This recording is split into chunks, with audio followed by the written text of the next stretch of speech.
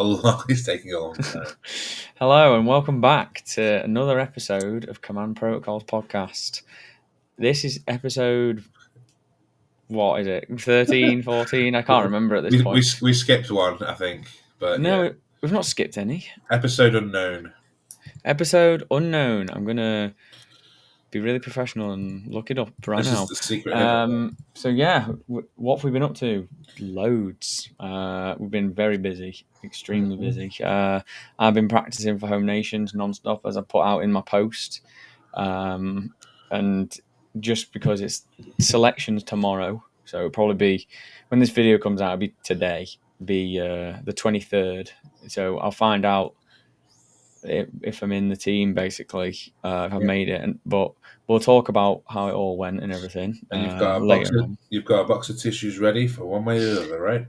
Yeah, it's going to be happy tissues or sad tissues, and so yeah, pretty excited. How's your last couple of weeks been, Andy? It's been a while since we've been on. Yeah, it's been good. I've played in a few tournaments and work, live stuff in general. But yeah, we've just been too busy to sit down and talk about Necrons, really, haven't we? So yeah, it's just lots been going on. So we wanted to, as I said, make sure we have a lot to talk about when we're doing an episode. And I knew I was dying because I got home from the tournament yesterday. I went out to see a friend. Then I got back at like 7 p.m. and I woke up and it was 6:30 in the morning.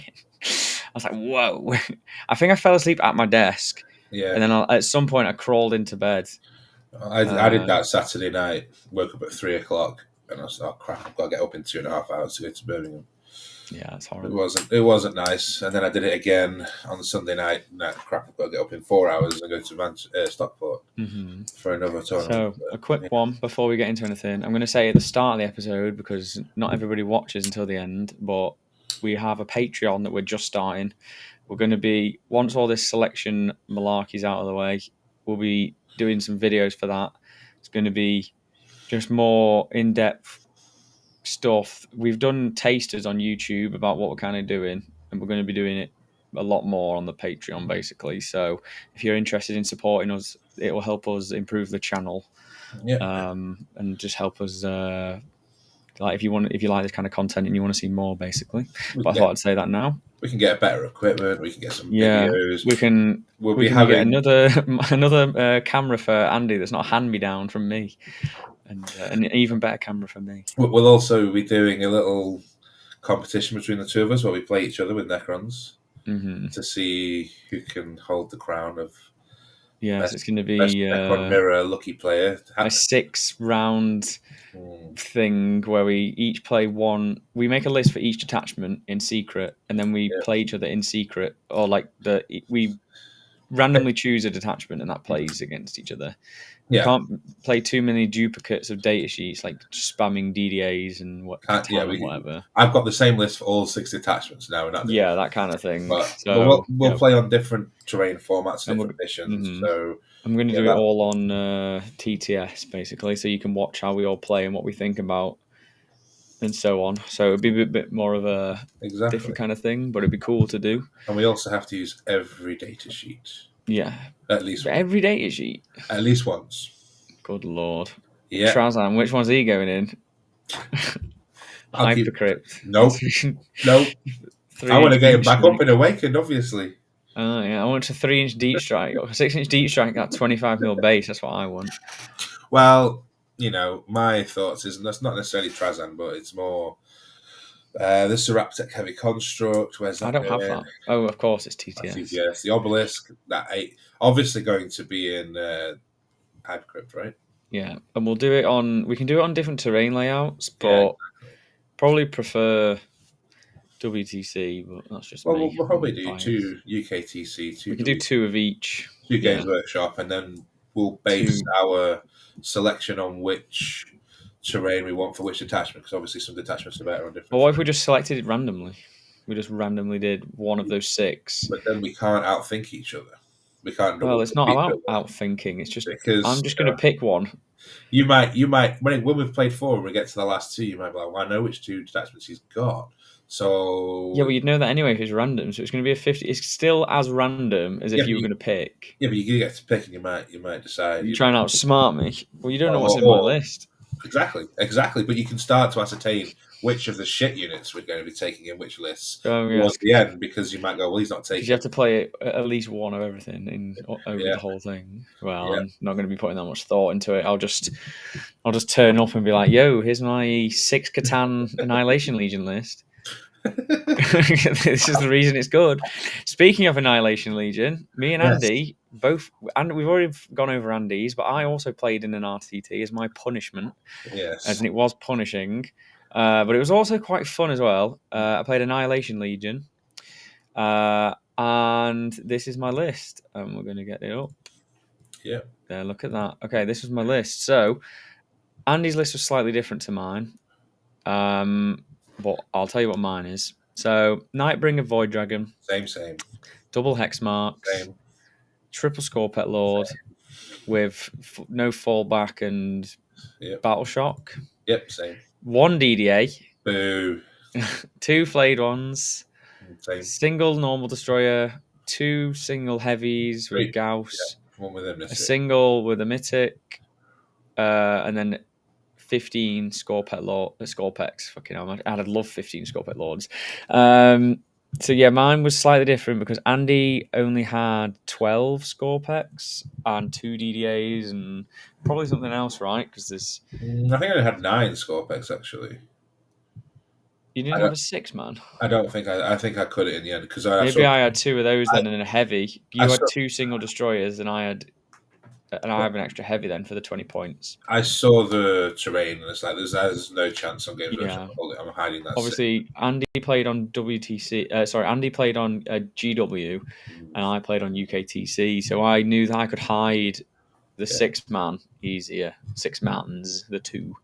So how did my games go? So first round, and I'm going to quickly pull it up on my phone because it's been a minute. I can't quite remember what I played against. I do know what I played against. It was Chaos Knights. I thought you remembered every game all the time. That's what I mean. I already know it's Chaos Knights. I don't even need to look. So it's Chaos Knights. He had the big knight with the flamer and the harpoon. You know, that 12 damage dev wound harpoon, anti-monster, I anti-vehicle. absolutely hate that thing. Yeah. Yeah, he had that. He had a Great Unclean one. He had 4 carnivores and 2 brigands or something like that. Mm-hmm. And a beast of Nurgle. Lovely lad, Sam.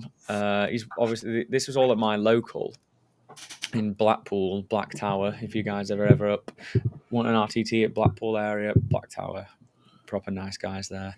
So yeah, obviously because I've got the double Catan, I'm like, yeah, kind of just I actually have some protection against the fucking Chaos Knights, but I really wish I had another DDA.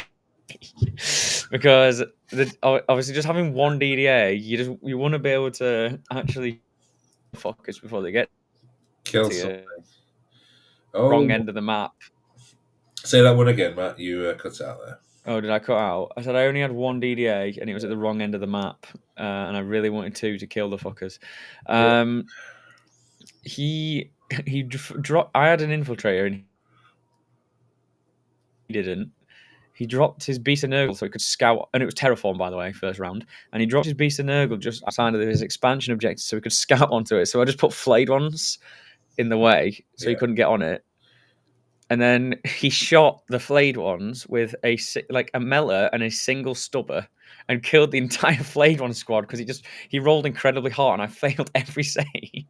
And so he wasn't on the objective because he couldn't put anything on. He wanted to charge it. He wanted to do a couple of wounds and charge it with the beast at Nurgle. So he wasn't on the objective. I was like, okay, I will move on to my objective in Terraform. You cannot stop this. Obviously, I had all the good flayed ones because mine weren't dying. Yeah, I wanted them to die. Even though he drew Overwhelming Force first turn, I fucking knew he would.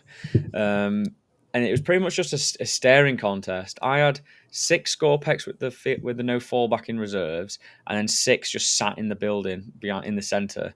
Literally, all this list is, or all I felt like it was doing, was just sitting there and and waiting. just being like, and the Catan would go forward and just be like, "Yeah, I'm a fucking dude that you can't kill," Yeah, and then the Scorpex would just be sat there like, "Go on, try it." Go, give me something that actually threatens these Catan, and that's all it was. So all of my games are pretty low scoring in how I would normally. I think I scored 89 points in the first game. Not enough. Not enough. So yeah, that was the first game. Just Catan. Catan. I scored 12 points on Bring It Down in one turn. That was pretty cool. that's always fun. And yeah, and then the Void Dragon was locked in combat with a Great Unclean One for 4 battle rounds before it eventually died and did no damage. Because it's got a +1 toughness aura. Just makes me win on 5s. So yeah, that was game 1. Game 2, I was against. Now I've forgotten. You see, I could remember game 1. I always forget game 2. I was against Death Guard. That's it. I was against Death Guard.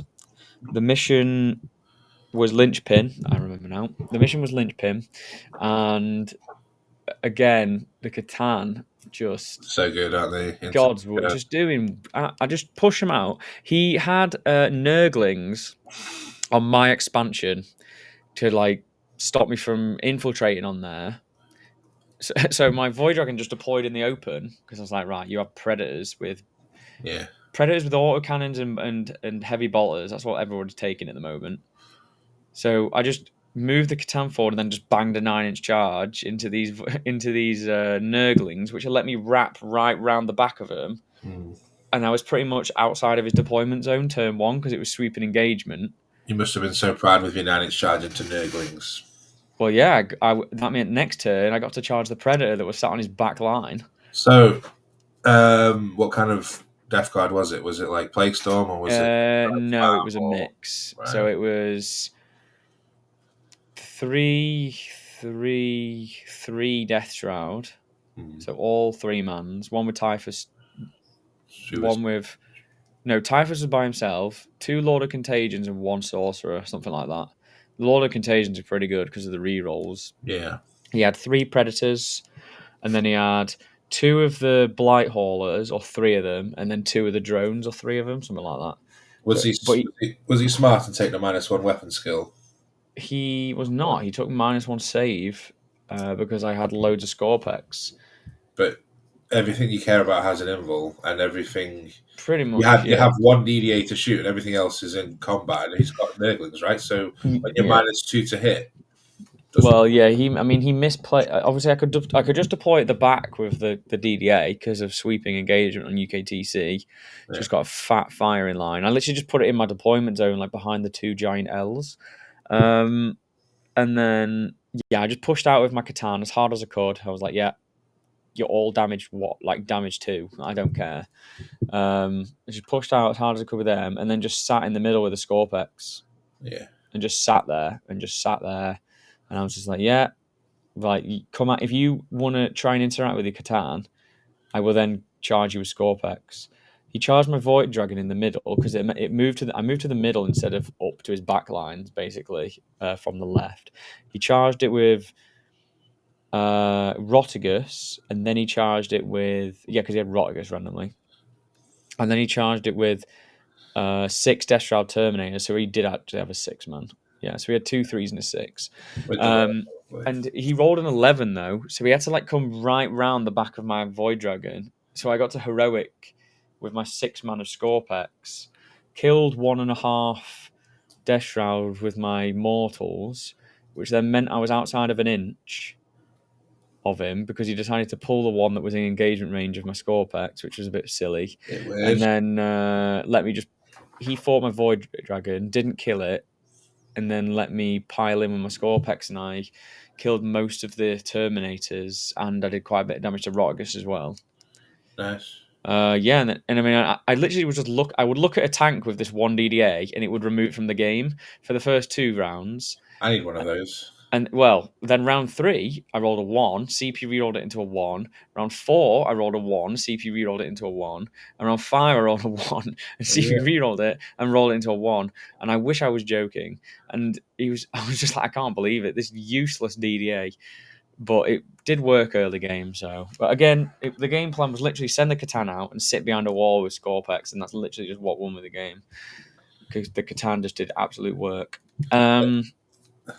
And the no fallback finally came up this game. I managed to no fallback Rotigus and what was left of the Death Shroud Terminator. I think it was one guy, so that means I didn't get shot by some predators. So pretty cool. Predators do they do kill Scorpex nice. Mm-hmm. They really do. And the battle shot came up that time as well. So he couldn't use any offensive strats in combat, or he couldn't use any defensive stuff. So really good. And then round 3 was against Black Templars, and it was like full combat Black Templars though, and that's pretty tough, to be fair. It was on Search and Destroy, and he had the big 20 man, and I was a bit scared of that because it's with Hellbrecht as well. So if he charges a Catan, he's doing like mortal wounds. Hellbrecht, and it's got sustained lethal 5s, and Hellbrecht is a beast in combat. They can kill a Catan. Yeah, they can easily kill a Catan. So he moved a transport that had 6 Blade Guard and a Chaplain to his expansion, but didn't make it to the objective. My 6 damage heavy destroyer could see it, shot it, put it down to 5 wounds, and then 5 flayed ones killed the transport. He was on purge. That's it. Lots of sustains. Nice. Yeah, so I just sustained like 18 sustained or some shit because I've missed twice. That's lucky. And then killed that. The guys, I was like in a way though that his guys got out and then just couldn't like make on the objective or anything, or like make it to my Catan because I had like a Void Dragon sat on that objective. And then he like charged the flayed ones with that squad, but I rapid ingress my 6-man Scorpex squad, killed them. They fought on death, killed like 4 of them. It was a super super tight game. I'm just going to pull up the score because it was really really close until the later turns. It was really really close until the last couple of turns. I was kind of bricking it. I was like, fucking hell, I'm going to lose. He charged the Void Dragon in the middle with Hellbrecht, killed the Void Dragon. I've never seen someone roll so many sustained in my life. Sustained and lethal. Every single thing that was a hit was a sustained and lethal. And I was like, fucking Christ. Because it's obviously on 5s. And I just about died, though. Like, I was quite fortunate, but I did die. So then I had to kill this brick with 1 DDA, a 6-mana Scorpex, and a 3-mana Scorpex. 1 DDA. Yeah, I know. But so I shot the squad with the DDA, did quite a bit of damage, shot it with all my little fucking plink shots, charged it with a 6-man and a 3-man, and he didn't have enough CP to interrupt. Tried to precision out his lieutenant so he didn't get a 5-up Field of Pain. And he just passed like more invuns than I thought. He didn't have an invuln. He passed like 1 too many armor saves or 1 too many Fiona Pains. He basically was on a wound after that. So I should have probably paid the CP to push it to AP4, just to guarantee that he doesn't get a save. +1 strength and AP. Oh no, that's not Awakened. Sorry. Well, I couldn't have done that then. It's what fine. What are you thinking about? I'm like, no, I couldn't have done it. I couldn't have done it. That's why I didn't do it, because I couldn't have done it. That's why I didn't do it. Matthew, I've got Awakened. Were you actually playing Annihilation Legion, or were you actually playing Awakened and pretended? Who fucking knows? I used the -1 to be hit quite a lot, so I hope so. But that's what I was trying to get to, is that I didn't kill the character, but I managed to kill all the scouts, and a couple of the Marines already died from shooting. So the 6-man got to use the +1 to hit and wound strat, and that did a lot of damage. It's a very good strat. Yeah. Then once again, probably passed like a lot of Fiona Pains, like. Because on 2 damage, he was like passing most of them, which is, understandable. You can spike like that. But unfortunately, I left the because he just passed like one too many. And bearing in mind, this is like this is a 6-man Scorpex squad with the Lord swinging into what would be like 10 models, because there was 22 in the squad to start with. There was probably about 10 left, including the characters. And he lost 9 Space Marines from all of that. So, and obviously he armor contempted, so he was saving on 4s. But the Lord did like no damage. He was just passing every field of pain, which is, it happens. But the guy was left on a wound. His character was left on a wound.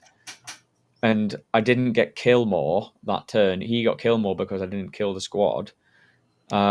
And then also because the lieutenant survived, he could fall back, shoot, and charge with Helbrecht. So he fell back, killed 1 Scorpex squad, because Helbrecht killed 4 Scorpex on the swing back, 4 or 5 Scorpex from the 6-man.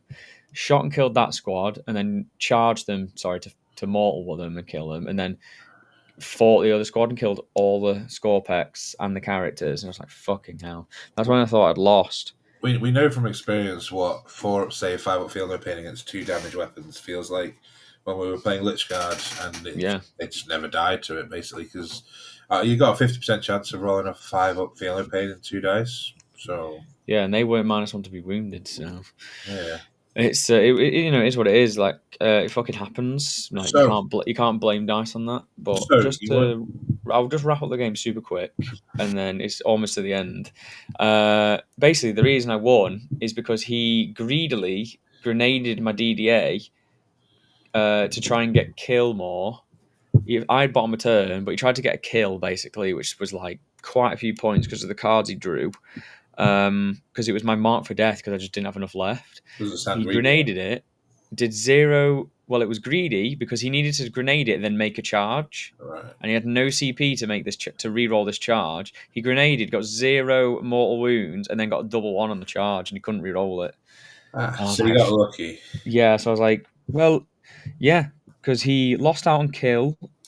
He lost out on kill more, so that was 8 points, and then it would have been a struggle to kill him if I didn't have that DDA there. So yeah, I got quite lucky at the end. So I laid down the gauntlet. I played my RTT. I won. You went 3-0. Did you win, Matthew? No, somebody beat me by 4 points score wise. 1-0 to me then in the punishment game. Well, did you fill in the clause of taking at least half of your points as destroyers, or did you not? Yes, if you round. Sorry, did you take over 1,000 points of destroyer models, or did you not take over 1,000 points of destroyer models? Can you just answer that one really quick? And there we have it, ladies and gentlemen. It depends how you look at the numbers. He copped out. It depends how you look at the numbers. Yeah, in a mirror, like you did not take 1,000 points of destroyers, like we said. You copped out and took 995. I took 1,040, like an absolute chad. And you wished the whole time you had that second DDA. Yeah, so but I didn't because I'm sticking to I committed to the bit. You wanted to play more destroyers because you wanted to play more destroyers, not because you wanted to have over 1,000 points. I committed to the bit, and you committed to fuck all. You just wanted to win. You thought you were going to lose. You were desperate. You desperately thought you're like, I can't possibly win without 2 DDAs. Well, you only need 1. Nice balanced list. Well, just nothing wrong with that. Sucks to suck, mate. It's fine. Everybody will say that I was in the right. And yeah, really? I came second. We'll set up a poll and we'll ask people if they think that you're in the right or if I'm in the right. Yeah, I know how many fake accounts you've got set up ready to change the poll results. Well, that's half the subscribers that we've got, Matthew, so don't mock them. Yeah. Don't mock my other accounts. Thing is, though, you're playing in a very fluffy arena, really, as you've described it yourself. You're playing in a midweek RTT. Yes, full of loads of people who take the day off from work to play an RTT. They are hardcore players, my friend. Yes, hardcore players. Hardcore players. Some of them have even got their own podcasts. Is it you? Is that one? No. Is it Will? Yes. Yes. Yes, very good. Yeah. Well, all I can say is that we both did it. We both went 3-0. Annihilation Legion. Why do we think? What do we like about the detachment, and what do we think could change? Before we go there, I have a question. Did you use the non-surge surge move strat once? I did. You did? Well, Yes. explain, because I never found the use for it. So it was late game, turn 4 or 5, and my opponent was strung out. Well, not strung out. He had a lot of assets across the board, Pulling his hair out, yeah. and he positioned them in a certain way, like to line up to my model. So and he had a war dog right next to my Scorpio squad, and then he had them next to another Scorpio squad. But this other Scorpio squad was on the middle objective, right? So he shoots a brigand, and this carnivore that's sat there in between these two Scorpio squads is on like 4 wounds or something. So he shoots the Scorpio squad that's like further back, that's not on the objective, and another brigand can see it. He kills one Scorpec or something like that. So then I spend the CP, because I'm already right next to it, to go all the way around 8 inches to the other side of him. So we can't multi-charge one unit. And also it's right, and then it's closer to his home as well. So he's got to make a choice. Is he going to charge this unit in the center to try and take me off the objective, or is he going to, which doesn't even, he's not even got a high chance of doing it, because he's wounded, or does he stop me from taking his home, basically? So you use the strat to run away. I use the strat to move around him, yeah. That doesn't seem like in keeping with the Annihilation Legion ethos. Yeah, at least I actually played enough points of Annihilation Legion. I'll tell you what wasn't very good in most of the games I played, the Hexmark, because I played against vehicles constantly. But I mean, I found my AP3 was cool. Was really good into the Little Knights anyway.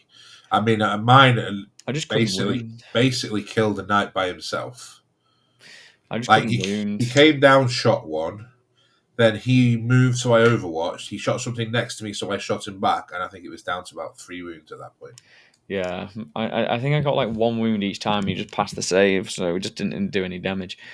What was cool though is every time I did like 1 bit of damage or something, I was like, "Ooh, I'm gonna get +1 to hit." I found that most of the time, even the 3-mans tended to kill the little things I was looking at, and then whenever something was below half strength, like say, an armiger, it was never. I never needed the strap because the Lord and the 3 guys would just kill him anyway without the strap. So, against like really big knights, big tough units that like start with 20 models plus 2 characters, then yeah, I could see when they're down to 10 Yeah, models. I used every strat except the res one when I killed something. That's mainly because I forgot that existed. I forgot it existed. I mean, it's terrible. It's not great. Like, it's so niche on if you're gonna kill something. Well, take it below halves as well. That's the other thing. Yeah, you can't make it to the objective, so you like have to res something to like steal it. That would be like the most niche way of doing it. The worst part is I use the -1 all the time. Like, I use that a lot. I use that in combat actually quite a bit. I used it a lot. Like against the Death Guard, didn't really come up that much because he had the re-rolls. So what's the point? Against the Space Marine, didn't come up that much in combat because he had the re-rolls. But against the Knights, I used it quite a bit just to push him to 3s. And no, 3s. They hit on 2s. Chaos Knights, yeah. Yes, they do. Yeah. Brigands shoot on 2s and carnivores hit on 2s. So yeah, I used the management to hit. I used when he fell back with Helbrecht and the 1 wound guy, I used the mortal wound thing and he passed his Fiona Pain. So I was like, right, well, that'll teach me. And I was like, but I get to move, and then I got to move out of line of sight because he moved some stuff in the wrong order. Yeah. I was unlucky because all the things that fell back from me with 1 wound were engaged with Catans, or DDAs, so I couldn't use the strat. And yeah, so let's be honest, the detachment does nothing. The only reason we went 3-0 is because we know how to play Necrons, and we were just using good data sheets. Good data sheets like Scorpets are good by themselves, and Catan. Like, Catan are just good, guys. Don't deploy them passively. Just deploy them on the fucking line. Yep. Not in a silly place that they're going to just get eaten entire shooting armies activation, but just bang them on the line. That's literally what I did. Mm-hmm. In all 3 of my games, they were just on the line. I was like, they had some shooting, Death Guard had a bit of shooting, and then my target priority was the little melter guys, the fetid bloat drones, I think they're called, or something like that, or the Blight Hall. I think they're called the Blight Hall Mephitic group Blight Hall. Yeah, those little ones with the melters, and they get +1 to wound against monsters' vehicles. Like I know I saw what was the biggest threat to my Catans, and then I just neutralized it as quick as I could, and that's literally what you've got to do. It's target priority, and I just put them on the line every time. I just deployed them, advanced them forward as quick as possible, and boom, done. So that's that. Improvements, I think, for the list, the heavy destroyer with a mythic was useless. I don't even think I've got 5 points. No, I mean the second DDA is obviously just better, but I had to play with that many destroyers. It's for the bit. So I was just looking at my list, and my list was, I think I had 2 solo destroyers, 2 little destroyers, and you had the DDA instead of the 6 and 6, and then one of my heavies is a normal solo for you. Yeah, and that was basically it. And that was, but yeah, it's a fine list, but it's not meant to go out and attack people. In my opinion, you're meant to push out with the Catan, and then the Scorpets sit behind the walls as like reassurance. ready And to charge. Yeah. I tell this to a lot of people that play against Necron Warriors. I say, you actually pushing out with your melee threat is a lot nicer of a nicer feeling for me as the Necron player when you push out with your threat rather than just sitting it behind a wall and I'm not allowed to interact with this part of the board because you've got this threat range. That's exactly what you do in the Scorpec destroyers. You just sat behind a wall and you're like, if you go onto this point and charge this model, I can either heroic or I will kill you next turn because I'll move out. And Catans are pretty durable. They can usually take that first hit, and then you can just mop up with the score. Interrupt. Just save your CP for interrupts, heroics. And they've also got a really tricky situation. Let's say they put that Catan down to 4 wounds, right? And then you gain 2, so you're back up to 6. And then you charge with your Scorpex, you clear out what they killed, what they tried to kill you with. And then you've got a squad of Scorpex, and you've got a 6-wound Catan. Now, they're not going to be able to kill both probably in one turn at this point. So which one do they go for? Like, if they don't go for the Catan, then next turn he could be on 9 wounds. At that point, he's just going to survive the rest of the game. Or if they don't go for the Scorpex and they try and kill the Catan, then they've got 6 Scorpex and a Lord that are just going to come and tear them a new one anyway. So in the Black Templars game, I just had this 6-man that rapid ingress. There was only 2 left, and then the Lord. And they were just running around to the end of the game. They killed a Calidus assassin with his little shooting, and then the charge mauls. Yeah. And then he piled into a ballistus and then killed that. And then he was just in his backfield, just wandering around. Nice. Did a couple of actions. All right, so yeah, we chatted about that. Any more? We'll be doing a tier list or whatever on Annihilation Legion, but spoiler alert, it's like there's not that much to cover. No, it's going to be the easiest and the quickest one, I think. Most things are in F, and then what we played would be in things I'd improve about the detachment as a whole that they should do is they need to have there's no damage straps. Advance and like charge. +1 to hit and wound under the most niche conditions is terrible. For very niche advance and charge, just put advance and charge in it. Like, would that hurt? Advance and charge, a lance strap, something like that. Yeah, anything, nice. Just something that there's these armies that have crazy good combat stratagems. Give us something like that, or an actual blood surge. Like, what is wrong with giving us a blood surge? Sustain hits 2 in melee. Get rid of the fucking res dog shit. Well, the res is our identity. Well, the mortal wounds. We have to have a res. Well, the mortal wounds. Change it to mortal wounds and a res. I don't know. Yeah. But either way, it needs sorting. So let's hope it gets better. On to the next event. Yes. So the next event was it was you at Glasshammer this weekend, just gone. I went to Glasshammer GT in Birmingham. And what did you play? I played Awakened. As if you've copied my list name. Excuse me, that was my idea. Thank you. It fucking wasn't. Do not lie. I did. What a fucking liar. Nas will back me up. All right, what did you take? Oh, you fucking phony. Phony? That's not very nice. So this was on Glasshammer terrain rather than UKTC. So I'm not the biggest fan of glass hammer terrain. I love the Tesseract Vault, as you know, from my name, as you can see, but it doesn't like glass hammers, so I went with Awakened. And I changed my list from Sheffield and took out the Immortals because that Nodaka was dead, which is what they were there for, and there's just not great hiding places for so many infantry. I've already spotted something wrong with your list. Shut up. What? This seems you're playing 80 points down. You know what, Matt? You're not wrong. They were absolute garbage the entire event. Well, let's finish off your list and then we'll talk about it. Sarah's and the Scorpet Lord, which I run solo, not with a squad, and then Aurican, Royal Warden, like we do with the Warriors. Imhotep, he was going solo this time. I still wanted the CP, so I wasn't dropping him. And then I added, I had the extra Scorpet Lord with the Scorpet Destroyers because the Sheffield list only ran 2. And yeah, those guys are just so good. They're really good. I would even consider just running them by themselves without Scorpet Destroyers if I really wanted the points. But then, I had my little single Gauss Destroyers, Reanimator, Ghost Ark, and yes, 3 Ophidian Destroyers. And the reason I took these is because I wasn't taking the Veil, which I've been having on the Mythic Destroyers or the Immortals. And I wanted something that would keep people screaming the whole game. But the problem is, when I came up against a good player, he looks at them and went, I don't really care if they come in my back line. Yeah, that's what I was trying to say. I'm not going to screen. They're not going to do anything. It's like, okay, you want an edge charge? Well, I'll just look at them with some bolt pistols and I'll just kill you.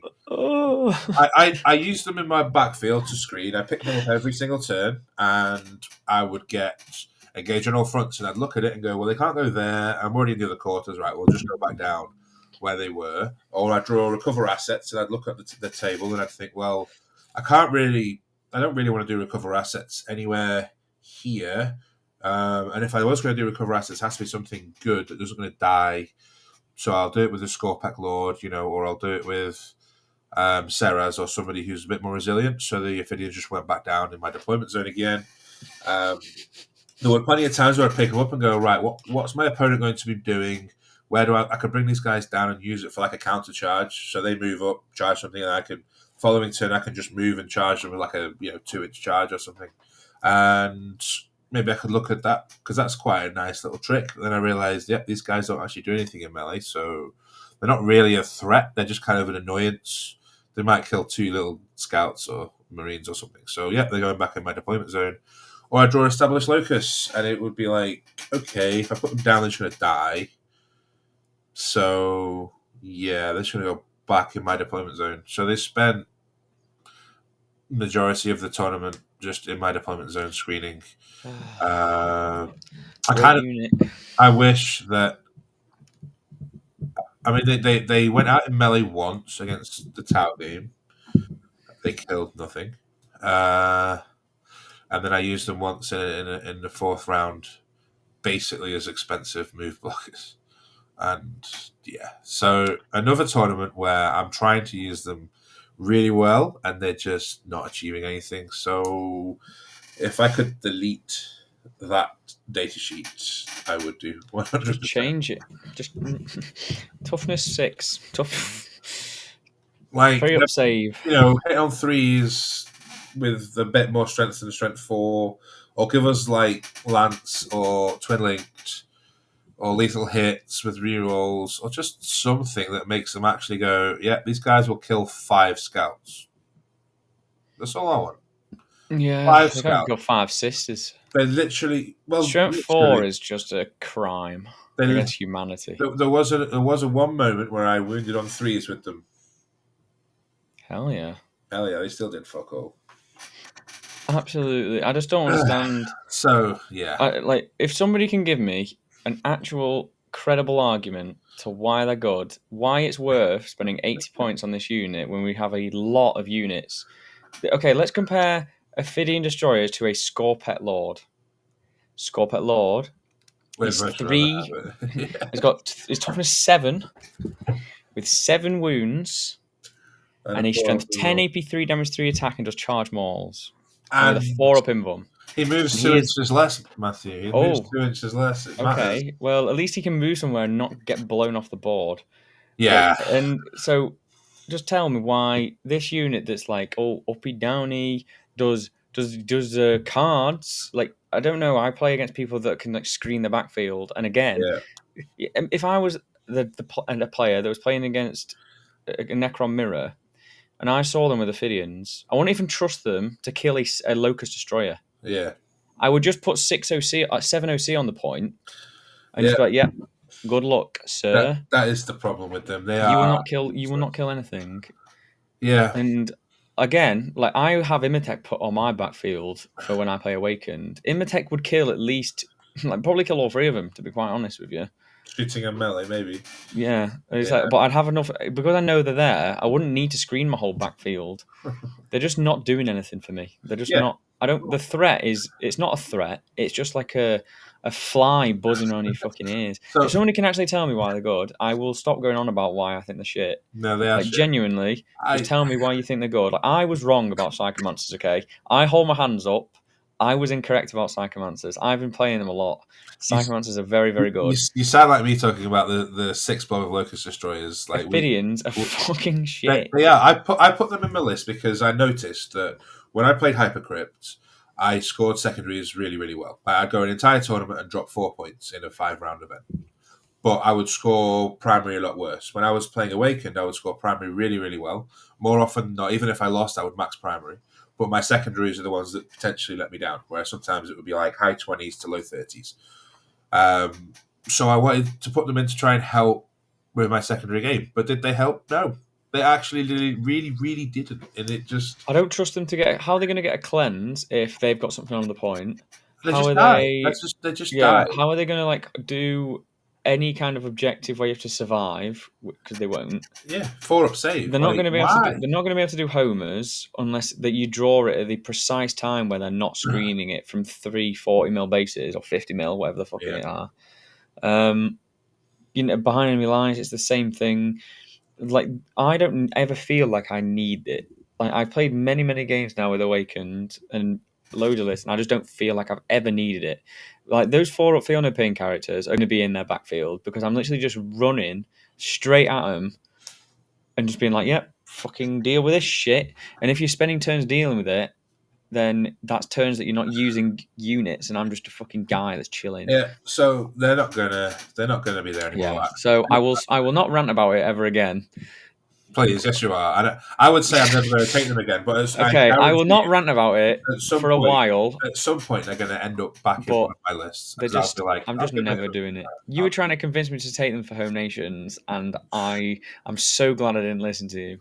I'm so glad you didn't listen to me as well. To be fair, holy crap! I had the list that you helped me with, and I was like about to go to bed. I was like, no, I can't fucking do this, and I changed it again, and the list I took was fucking great. You nearly took this anyway, list, didn't you? But how did your games go? We won't go on too long. Bloody hell! How did your games go? This is going to be a long episode, folks. We've got 2 more fucking tournaments to go on about. Right, so round 1, I paired into Leagues of Votann. Now, Leagues of Votann is the one... Oh, thank you.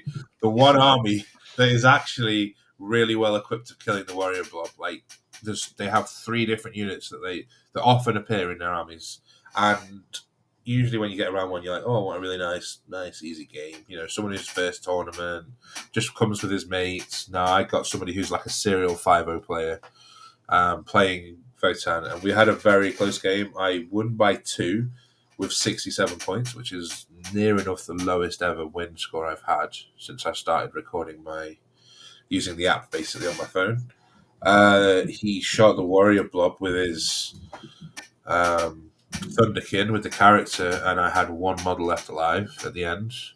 I did realise that I would have had 2 models left alive if I'd remembered that his character had 3 wounds, had 3 damage weapon instead of 2, and I could have tanked 2 of the 2 damage ones on a crypto instead of just taking 1 of the 3 damage guns. But even so, it was very close that moment. He kept Cull the Horde because that was also the turn he got Cull the Horde, ironically. But he decided to keep it, so I just rezzed and then hid for a turn. Then they pushed out, got me 8 primary. But it was on supply drop. So supply drop's really shit, and he learned the dice roll in that respect because we kind of deployed heavy on opposite sides of the board, and my side of the board was the one that disappeared first. My turn one, like he went first. I went first. My turn one was awful. Like I tried to shoot stuff with DDAs, they did nothing, and he's just like, well, I kind of expected to lose some of this stuff, but that's all still alive.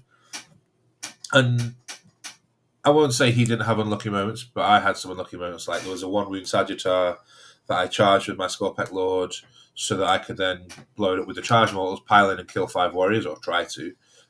In the end, I rolled a 1 on the damage on the charge mortals, so I had to kill a Sagittar, and the warriors went off. And you rolled a 1 on the effect to go off. Yeah, so it didn't actually go off. So little things like that were happening. My DDAs just wouldn't roll a high number.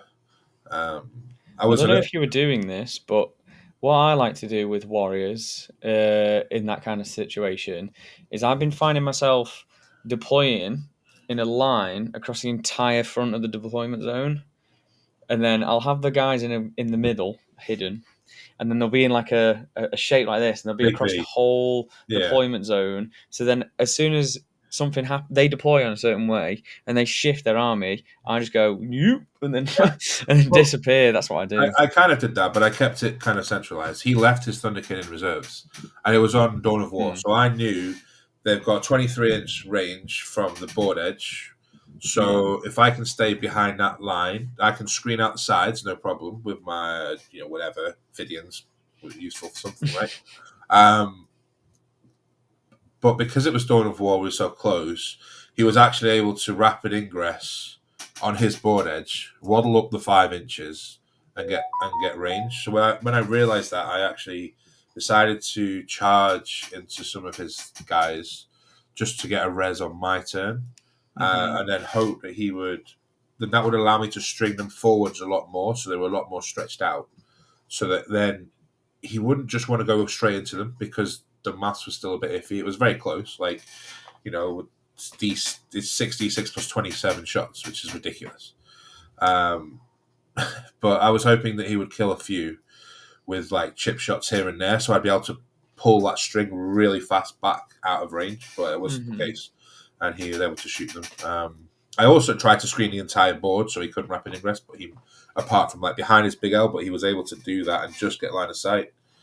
And it was close. It came down to the last turn. He drew Established Locus, and he had like 3 of those Thunderkin left alive that were able to walk up to within 6 of the center, but he couldn't get within 6 of the center and stay outside an inch of all my guys were basically just stood on the center. Everything I had left, like a Ghost Ark, Orican, the Royal Warden, the Scorpec Lord, they were just kind of sat there on the center of the battle and on the center objective, trying to deny him 15 points primary, but he couldn't get within 6 and not be in engagement range. So that would have been a draw if he'd got it, but because he couldn't, it was a 2-point win. So, but because we're doing WTC scoring, it was 11-9. So I got a win. I take it. Round 2. Yeah, it's like WTC, but Glasshammer don't have draws, so you have to get exactly the same score to draw. So whereas WTC, it would be anything between 1 and 5 is a draw, but it's actually a win for Andy. Yeah. So round 2, I drew Tyranid's Invasion Fleet, which is the one army I had playing. I just it does my nut in, that army. It's so good. It's such a good list. And it was a player whose name I recognised, but I didn't realise until halfway through when he told me he played for Bulgarian WTC team. I've seen his lists and his name on Goonhammer loads of times from results. I got first turn and pushed out, which is kind of what you do. I had Seraz on the central objective. I had my Feel No Pain Sculpt Lord flanking the other side of my warriors, because he did have 10 blob of Gene Stealers and a Broodlord, which on paper kind of threaten the warriors, but they don't kill them. So I felt like reasonably okay. He brought out his entire army essentially to shoot me. The first Execution rolled a 6 for a number of shots, that was 13. The second Execution rolled a 6 for a number of shots, that was 13. The third Execution rolled a 6 for a number of shots for another 12. They're hitting on 4s, right? Yeah, real only 1s. Well, the first one isn't, but yeah. But they still did quite a lot. So I had to use my Ghost Arc and Reanimation in the shooting phase just to get some of them back. But then he charged me with the Gene Stealers, and I mispositioned slightly. I couldn't heroic with my Scorpion Lord, which was the plan. Maybe kill a Gene Stealer with the Mortals and just like take one or two models from him fighting the Warriors to fight my Lord, so that it would put the odds a lot more in my favor that they survived. But he popped his sustain strat. He went absolutely crazy, and he one-shot the Warriors on turn one, much to both our surprises. It was pretty uphill from there, if the truth be told. I can't really engage the big bugs with EDAs because he has so many. Matt, stop scraping. Whoops. So I was kind of like, I don't know what to do now without the Warriors, but we carried on playing every round. At the end of every round, it was like 2 points in it either way. And it all kind of came down to he got second turn on Purge. There was a turn where I got hold more, and I thought, okay, I can push on now, get some kills, and I didn't kill anything, so I didn't even get a kill. And it ended up 97-80 to him. He played really well, but without the Warriors, it was a big struggle for me.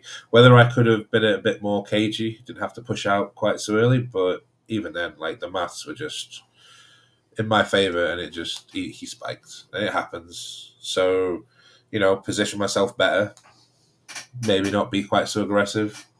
Yeah, there's that I could have done to stop the loss, but hey, we lose some games. I don't like to lose them, but I can't blame Dice for it because going into the game, you look at it and you go, well, this could happen. It could happen, and it did happen. So, I agree. Next time, it's just make sure if it does happen. I have a similar thing in one of my games for Home Nations, but it went a bit differently, so I'll go into that afterwards. Cool. So how was your round 3? What were you against now? So 1-1. I played against Tau. Oh, that's a good game. I'm not a massive fan of Tau. It's one phase army. It just shoots. That's perfect. Yes, I know it is perfect, but Tau is like in my head from when I started playing with Marines, and my friend Ash, you just turned up the new codex and went, you're not doing anything for 3 games. You're just going to get smashed. He was playing Callion though, so I knew that I just had to literally. Oh yeah, speaking of which, actually, I've just remembered there was a fella that approached me at Element Games that said he knew you, like an older lad that said he gave you his first army. Dave. Yeah, I was chatting to him actually. I forgot about it. He said he watches the podcast, so shout out to him. I spoke to him yesterday. He is the reason I play 40k. Yeah, that's no doubt about it. He taught me everything he knows.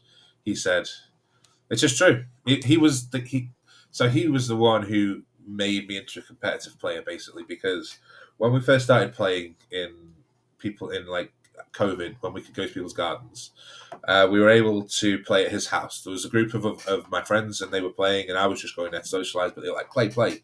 And he forced me to use this Ultramarines army that he'd got in the carriage. He wasn't using at all. And I kind of enjoyed it. It was all right, and I started going around to his house to play him by himself. So he had Harlequins, which at the time were really, really good. He knew that I liked my tanks and my Redemptors because, cool models and everything. So he kits out his entire army with haywire cannons, of course. And then this will teach you to play 40k, kid. Exactly. So I have my 3 aggressors or 6 aggressors or whatever it was, and I measure these haywire bikes, and I'm like, right, I can shoot the crap out of these and kill them. Because, quick maths in my head, all these bolter shots, all these, they're just going to kill these bikes. So I do all my overshooting, get to the end, and I'm like, right, I'm going to shoot the bikes. And he goes, oh, you can't. Well, what do you mean? He says, oh, well, I did my psychic thing, so you're 6 inches less on the range against everything in my aura. I'm like, but why didn't you tell me about this? I could have literally moved up and been within the range to shoot them. It's like, oh, well, it happens. So I couldn't, right? And just to say, this isn't the kind of player that he is, right? He doesn't do this against anybody. He just only did this against me. Okay, so then the next turn, his haywire bikes go like 100,000 inches down to my backfield, take out 2 of my tanks, like my Repulsor and my Repulsor Executioner. Following turn, they come back around the corner and take out my 2 Redemptors, and then I'm just absolutely destroyed. So I'm like, right, Dave, fair play. We'll play a rematch next week. I go home. I look at every single Harlequins data sheet, every single rule. I learn it all. I'm not going to let him do this again. I turn up. He's playing Custodians. You always got the one up on you. But he did that on purpose because he knew that the only way to get me playing that game was to actually have like a reason to actually go there and try and beat him rather than just to have a bit of fun. Mm-hmm. And I wanted to do that because, bless him, he did that. He did that on purpose, and that kind of got me playing a bit more and actually taking an interest in the game and learning the deeper nuances of it. So, thank you, Dave. I'll always admit that you got me into this game so everyone can blame you. Exactly. All right, but yeah, he told me that game 3. So yeah, game 3, I just launched my whole army at him. Basically, I can't remember everything that happened, but I killed some stuff. He killed some stuff.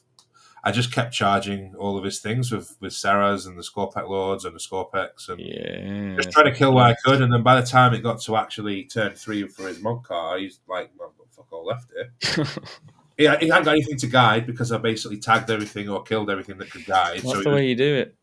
He was guiding with broadside, with riptides for riptides and falling back because I was just tagging everything.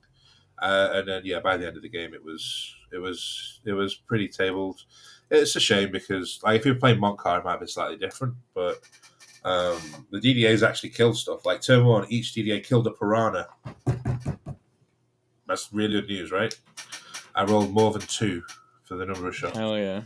I rolled a 3 each time and killed a piranha, which was nice.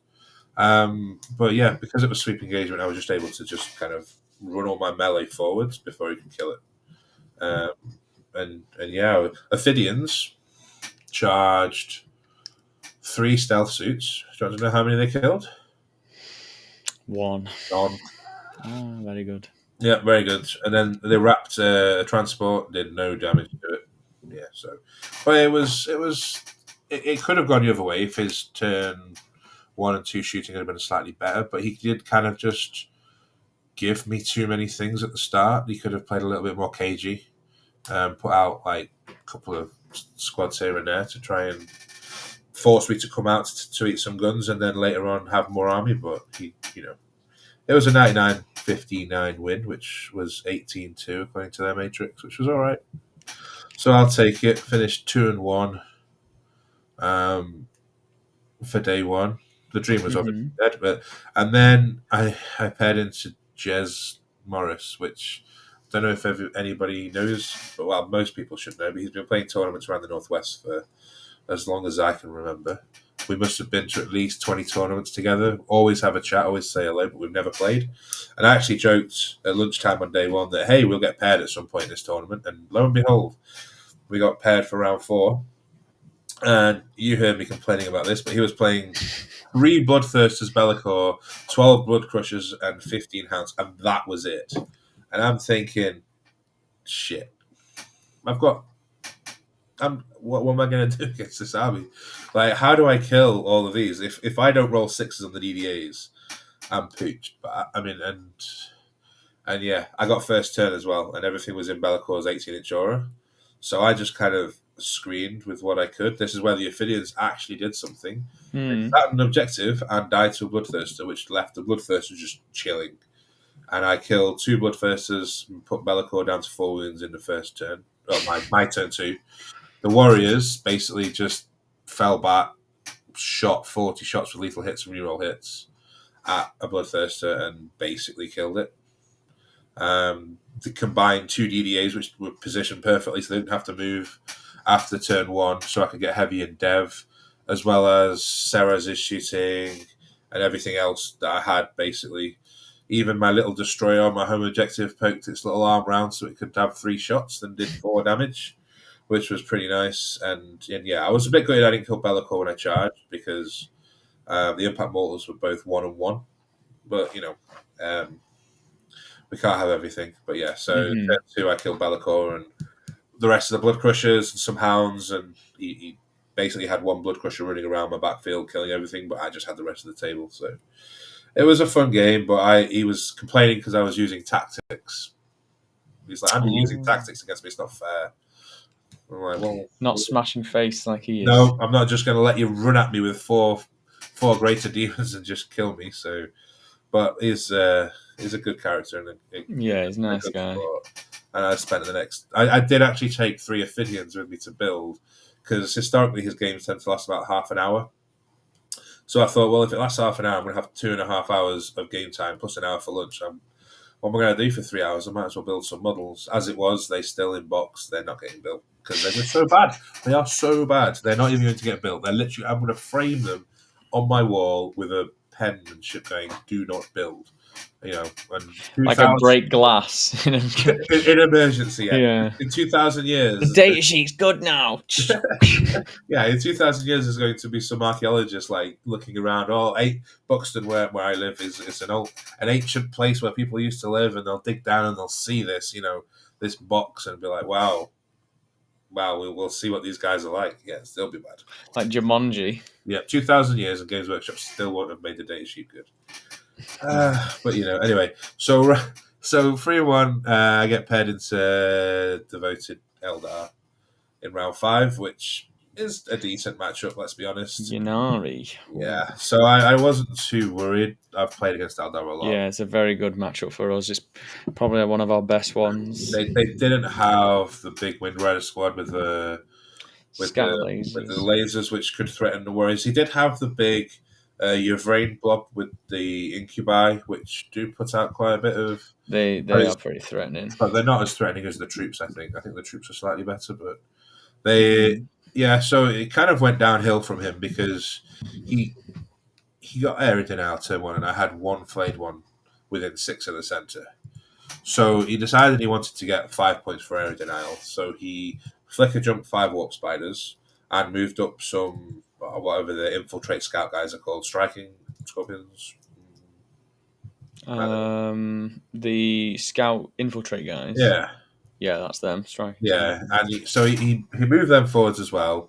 He shot his flamers at my flayed ones. He killed 2, and I could pull them out of line of sight from the other guys. So he then decided, okay, I will charge.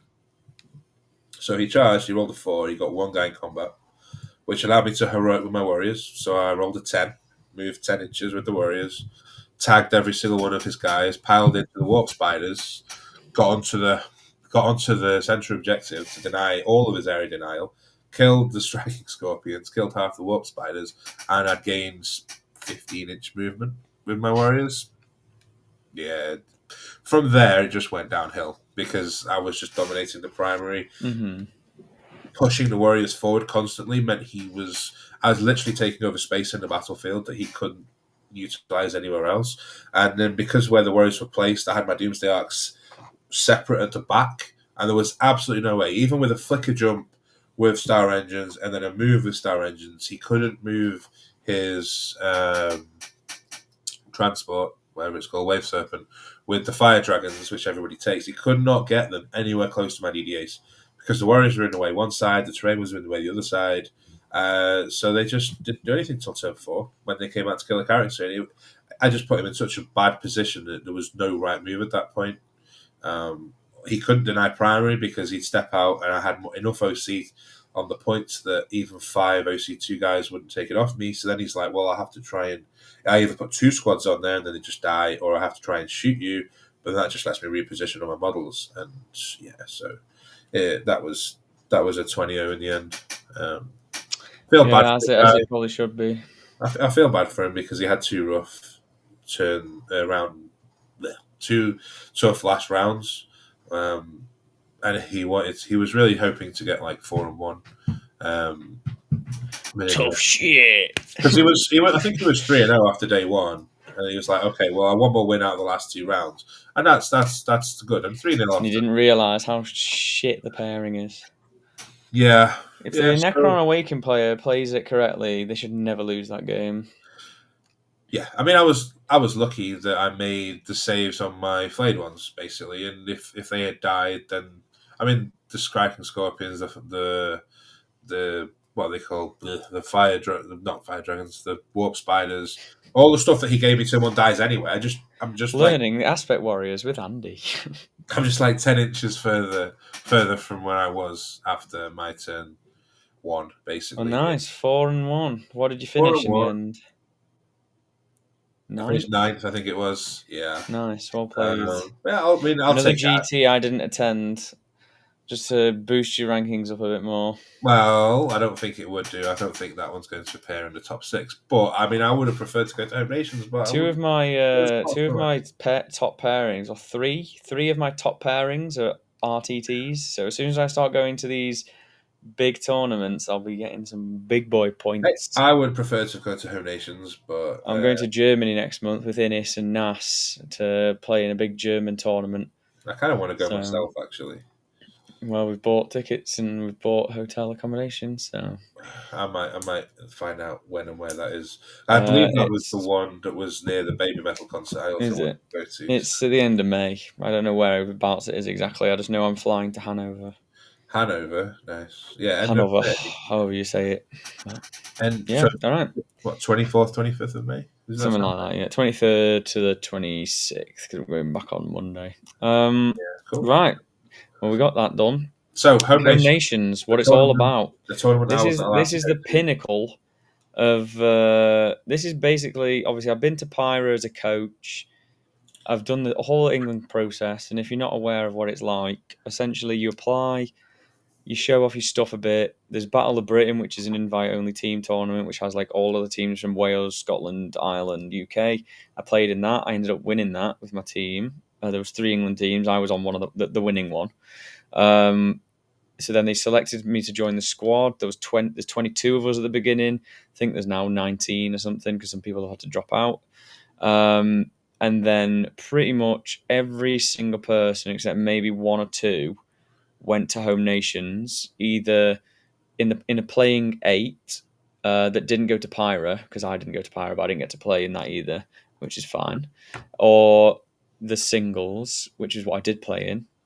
And the singles worked in a similar way to how a teams would work, where you were paired into something where the matrix might look different from what you've both submitted, because we both had to make a list and a matrix, and there was about 18 of us. And you had to make a matrix for every person that was playing, and obviously try and hit your matrix. It wasn't about winning all your games. It was about hitting your matrix or doing better than hitting your matrix. So I took Awakened because it's literally what I've exclusively been playing for months now, just to prep, because the list I finally spent ages cultivating and changing. Changed it from the Overlord to the Royal Warden, and adding the bits and pieces and all that jazz, and Andy's grin and all that. Why don't you show us the list? I will show you the list. I've got it up on my computer. So this list is already changed. Sorry to tell you all, but I've already decided that I'm changing the list. But this is what I took. Oh, look, I see at that. Chess.com presents the Warrior Gambit. You've stolen my name. Because it was my joke that I made. I think not. Yes, it is, because it's in relation to the way I play, and it's nothing to do with you. It was after we talked about how I equate 40k to chess.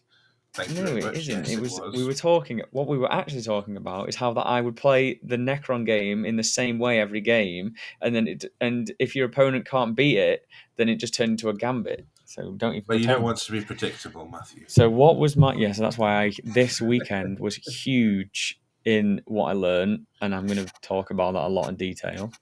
Can't wait. So, Illumina Zeraz, obviously. Imhotep, obviously. Locust Lord with a Veil, because I'm not a fool and I take it. Really good at killing Gene Stealers.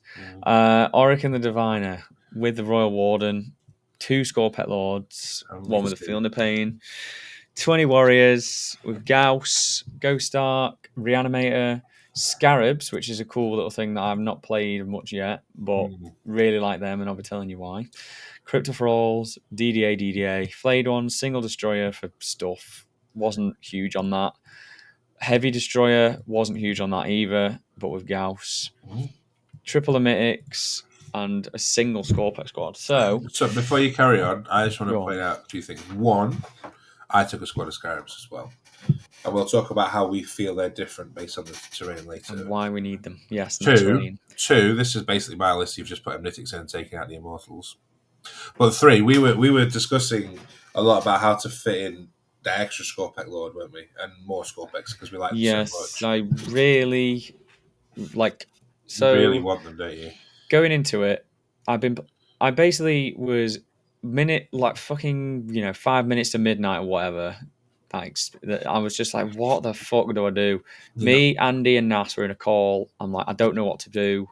Like, what should I pick? I like the last couple of points on my list. I want this. I need this. No, I'm not running this. I was saying to Andy, like, I'm only putting one DDA in.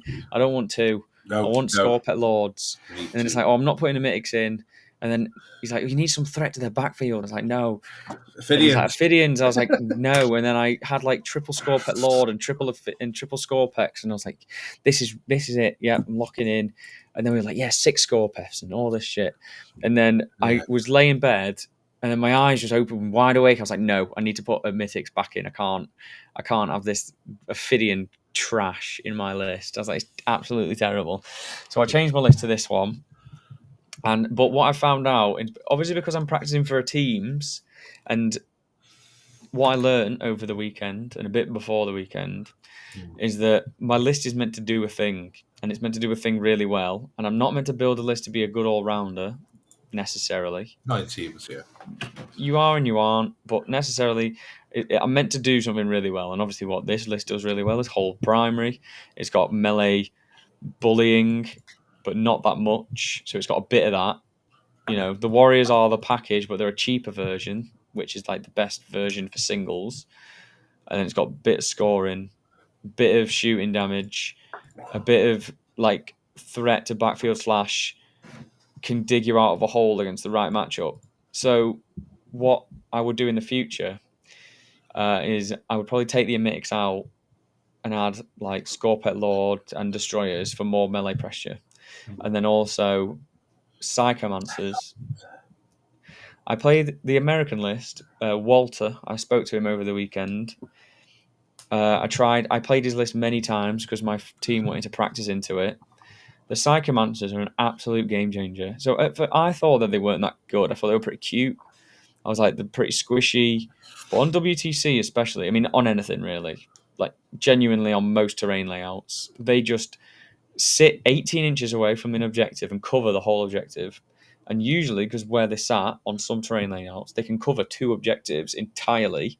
And then you've got 2 of them. One covers one covers the other twice, and then another one can cover another 2, depending on where that's sat. So you've got 2 covering 2 and 1 covering 1. Or 1 covering, like all of them covering them. Anyway, they're really, really good. -1 battle shock can swing so much primary, and there's so much leadership 7 in the game. And even if they're leadership 6 and taking it on 7s, they're going to fail one of those 3 tests probably. And even if they don't, they're still action monkeys. They still come back to life. Their other ability to do -1 battle shock in their turn did come up, and it gave me primary. In the game against Votan, which is a really tough game, it got me 20 primary for me and denied him 5, which is just mental. No reactive strats. You can move, like if they've got some, it counters that it's good in the mirror because they can use it at the top of any phase. So then the Royal Warden can't like unbattle shock it. And it's just crazy good. I tried them a while ago when the Codex first came out. And I had the unfortunate pleasure of playing into Eldar with the indirect. Yeah, like there's not that much indirect in the game, and that's why it's a teams list. I know, but that's what made me feel like they were really weak because they just died. And the first game, I had a gentleman's agreement with my friend. Look, don't kill them. This was ages ago. Don't kill them. Give me a couple of turns to see if they work. And okay, he just passed his leadership test, and I thought, well, maybe not. And then Canoptek Core, okay, you push them out, they kill them, you get +1 to move with your army, that's fine. But then they just kill them with like some random guy with a bolt pistol, and you don't gain anything. But I can also say I'm happy to be wrong as well. They do seem to be. I've played them a lot of times now. Pretty good now, and they've impressed me every game. Like it forces your opponent to do something they don't want to do, which is incredible and like a huge asset. Because the thing that they don't want to do is they just want to, like, if you just have something towing onto the middle, like a single Lich Guard or whatever, because he was running 5 mans, that unit is really, really hard to kill for its points. So your opponent's either overcommitting to try and kill it, but it's just towing a guy into the middle, right? So it's going to take a lot to kill the whole squad in one go because of how tough they are. Or they're going to try and put something on the point to out-OC you, but they can't do that with just one squad. Because if you've got two Psychomancers pointing at the middle and taking a test at -1, they're probably going to fail. So just in case they do fail, and they're not, and then them putting something out is giving away a unit anyway. They can't reanimate back on like you can, so they're just giving you an asset regardless. And then if you fail, they're getting it for nothing. So it's just they're really really good. But I'm not. I'll talk. We'll talk about it more later. I need to go into the games. So game one was, and I've got it written down here because it was a bit more in detail. So game one was about Biosantic, and so what we had to do every single time was we had to make a prediction on, obviously, as I said, what we would score. And Biosantic for me is like I had it as a small win because they do have the ability to kill the brick, but it's not guaranteed. And there are ways to battle shock, like the Patriarch, and it can, if it swings, then it's really really bad. But it was on its hidden supplies taking hold. So basically, my objective was that I was just going to try and hold the middle as much, like not let him touch, hold the primary because I've out to see him, and then try and use a DDA, try push the DDAs out as much as possible because he chose the board and it was a dense board where I couldn't see anything in my deployment zone until I pushed the DDAs all the way to the middle. So I pushed them out first as fast as I could because I was like, you can't kill him that easily because of what he had on the board. He only had 2 aberrant squads with abominants and 1 was in reserves, so he couldn't kill them that fast. So then I basically just pushed out with warriors, pushed out with that.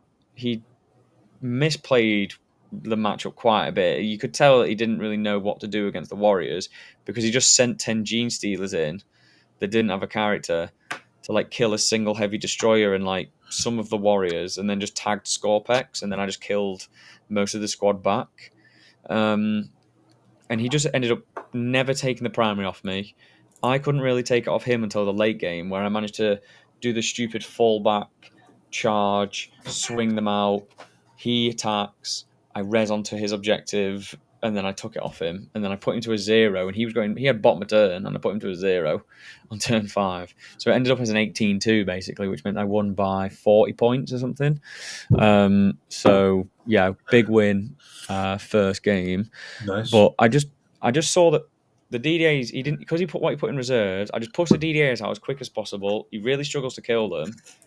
And then I can just answer with everything in my army does damage to him, so I can just answer with the rest of it. And the Emetics, obviously, he rapid ingress the 10 gene stealers with the Brood Lord, charged the warriors. I overwatched with the DDA, killed 3, which then ruined the maths completely. He barely killed any of them. Then I killed the whole squad, and I had nothing to worry about then. That's pretty much what I did. Round 2 was against Warhorde Orcs. Josh, one of the Team England applicants. The first guy was a Scotland applicant.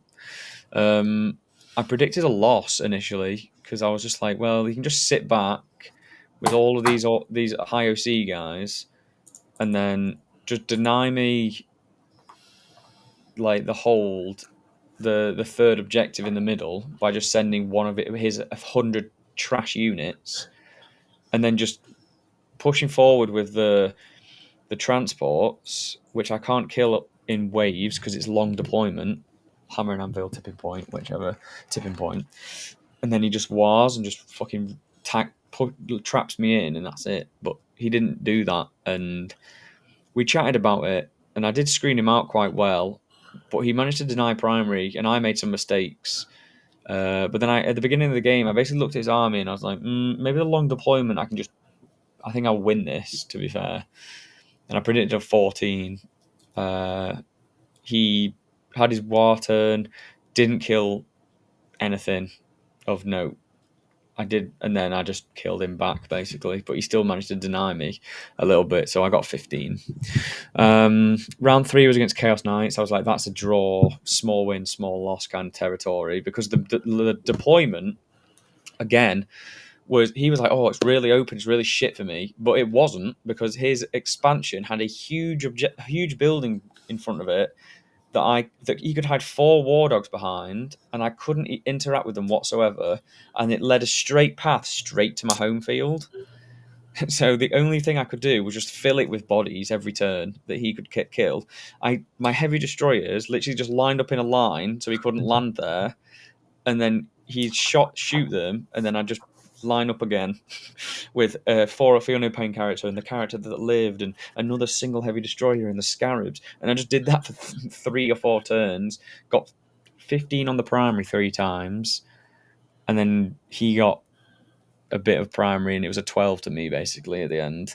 But the map wasn't that good because the middle was super open, but oh yeah, and he also almost one shot the warriors because I didn't realize. Well, he didn't one shot, but he almost killed them in a turn because I didn't realize that his sustained stratagem was 2 or more war dogs. So he Just bring all of them. 4. He Yeah. selected 4 brigands, and was like, all of these guys are getting sustained to the warriors. And because it was an open center, as I said, my warriors were in the whole squad was in the open pretty much, except a couple. So he just like almost killed the entire squad because he was sustaining out of his fucking ass. And I was like, oh my god, like I was failing every save. I was like, no, I'm fucked here. I res twice. I got down to 6 models, but 1 brigand hadn't shot yet. And he was like, I'm going to shoot with this one. I was like, I've pulled out of line of sight. He's like, no, I can see. I was like, no, like I know you could see down there, but I've pulled out of line of sight. And I rezzed some more models, but I'd not like rezzed them perfectly that they were outside. But I said like this model here that you can see, like I rezzed, like I said when I put it down, I was like, I looked down and I said, like I don't want you to shoot me. And he was like, oh, fine. But I was like, well, I was trying to tell you. I wouldn't just deliberately put it there for you to shoot it, and I did check, but not well enough. But he was fine with it, and he let me off. But I still almost died to the bloody havocs, like from the rest of his dogs.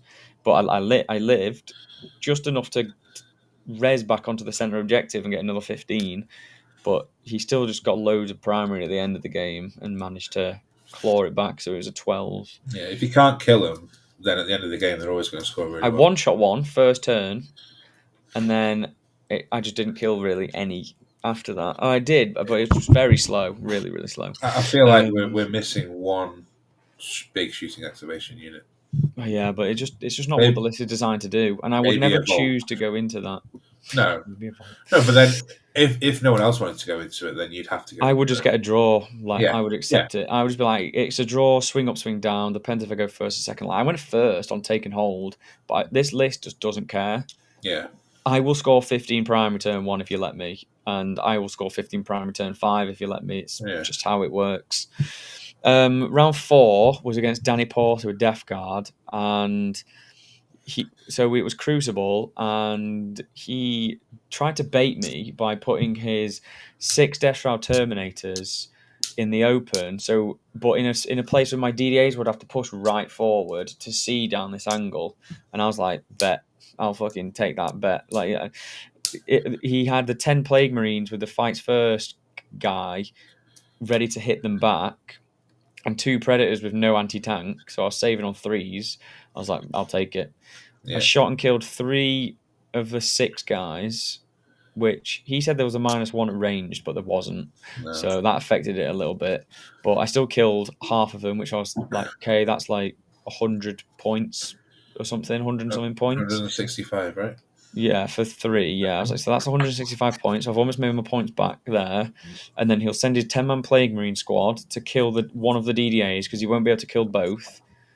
And then I'll lose 200 point of DDA, and then he'll lose an entire squad of Plague Marines with characters, and then I don't have to worry about that flank whatsoever. It's a great trade for you. Yeah, so he thought that I needed the DDAs to win the game, and I was like, no, I will win this game. Now that I've killed the thing that will one-shot the Warriors at potential. They don't even one-shot the Warriors. Well, with sustained 2, it's pretty close. With 4 rerolls to hit, it's pretty close. No. Maybe it was, well, close. Hitting on 2s with full rerolls. I played it. They had and wounding on 2s. I played it. They had sustained hits 1, so there's a difference. But after my res, I had lost 1 crypto, 1 warrior. Well, that's just not correct. But it is. No, it isn't. They've got like Honestly, they've got a load of attacks each. it's It's not as the close same two. as you think. 4 rerolls to hit. It's a lot. Not as close as you think. But anyway, it's threatening regardless. And he made that mistake, and then Morty rapid ingress where behind the Plague Marines. So I killed those Plague Marines, even though he passed like 27 out of 33 ups that my mix gave him. I was like, okay, fair enough. Still managed to kill them though, with like all the other shit that I had, like just finding bullets in my pocket. You know what I mean? Just, yep, Scorpit Lord's going to shoot his 4 shots, and Zeraz is going to do his shots, and this Ghost Arc and whatever. Yeah. And I killed them all except one character. He charged flayed ones in the middle, so I just heroic with my warriors and got the point back. So I got another 10. He got a 5. I did scam him quite a bit at one point where I rolled a shit ton of 5 ups that saved my Scorpit Lord. He handed me like I want to say 13 5-up saves to take on my Scorpex, and I passed nearly all of them. Took one save on my Scorpit Lord, or 2, sorry, and he failed both. Then I had another save to take from the character, and I failed it and re-rolled it and passed, so we didn't get overwhelming. And it didn't get double overwhelming. And yeah, Zeraz had Morty in combat for 3 turns straight, just chilling, just like, yeah, you can't kill me. Your 300-point unit's now just sat here doing nothing. Yeah. One shot of Pred with a DDA, felt good. Killed the other Pred with my Scorpex, felt pretty good. But it ended up being a draw just because I couldn't access his expansion or my expansion. I couldn't access my expansion because I was busy. He went the -1 OC aura, which is quite good against warriors. So I was just sat in the middle trying to hold 10. And he managed to put me to a 5 at one point, and I put him to a 5, and then it was just cards basically, so it was a draw. And then round 5 was against Bile CSM, and you said obviously before Invasion Fleet Nids. They've got the Gene Stealers. It's pretty they could kill him. But Yeah. Bile is like they will kill him. Bile Exactly. is horrible. Yeah. It's 3 huge bricks of guys that move really fast because it's 9 move plus 2 move if they get the correct thing, and then advance and charge. And they always get the right thing, right? And they always get He did. +1 He got attack. +2 move and weapon skill. Well, they usually get +1 attacks and +2 move against me. And then they've got a 2 CP strat for full rerolls to wound, and they have dev wounds. Yeah.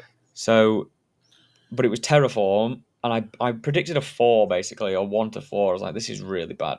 Like, if he just shoves me, hides behind the walls, and then shoves me again, I can't go near with the warriors. So basically, my only game plan, it was Terraform.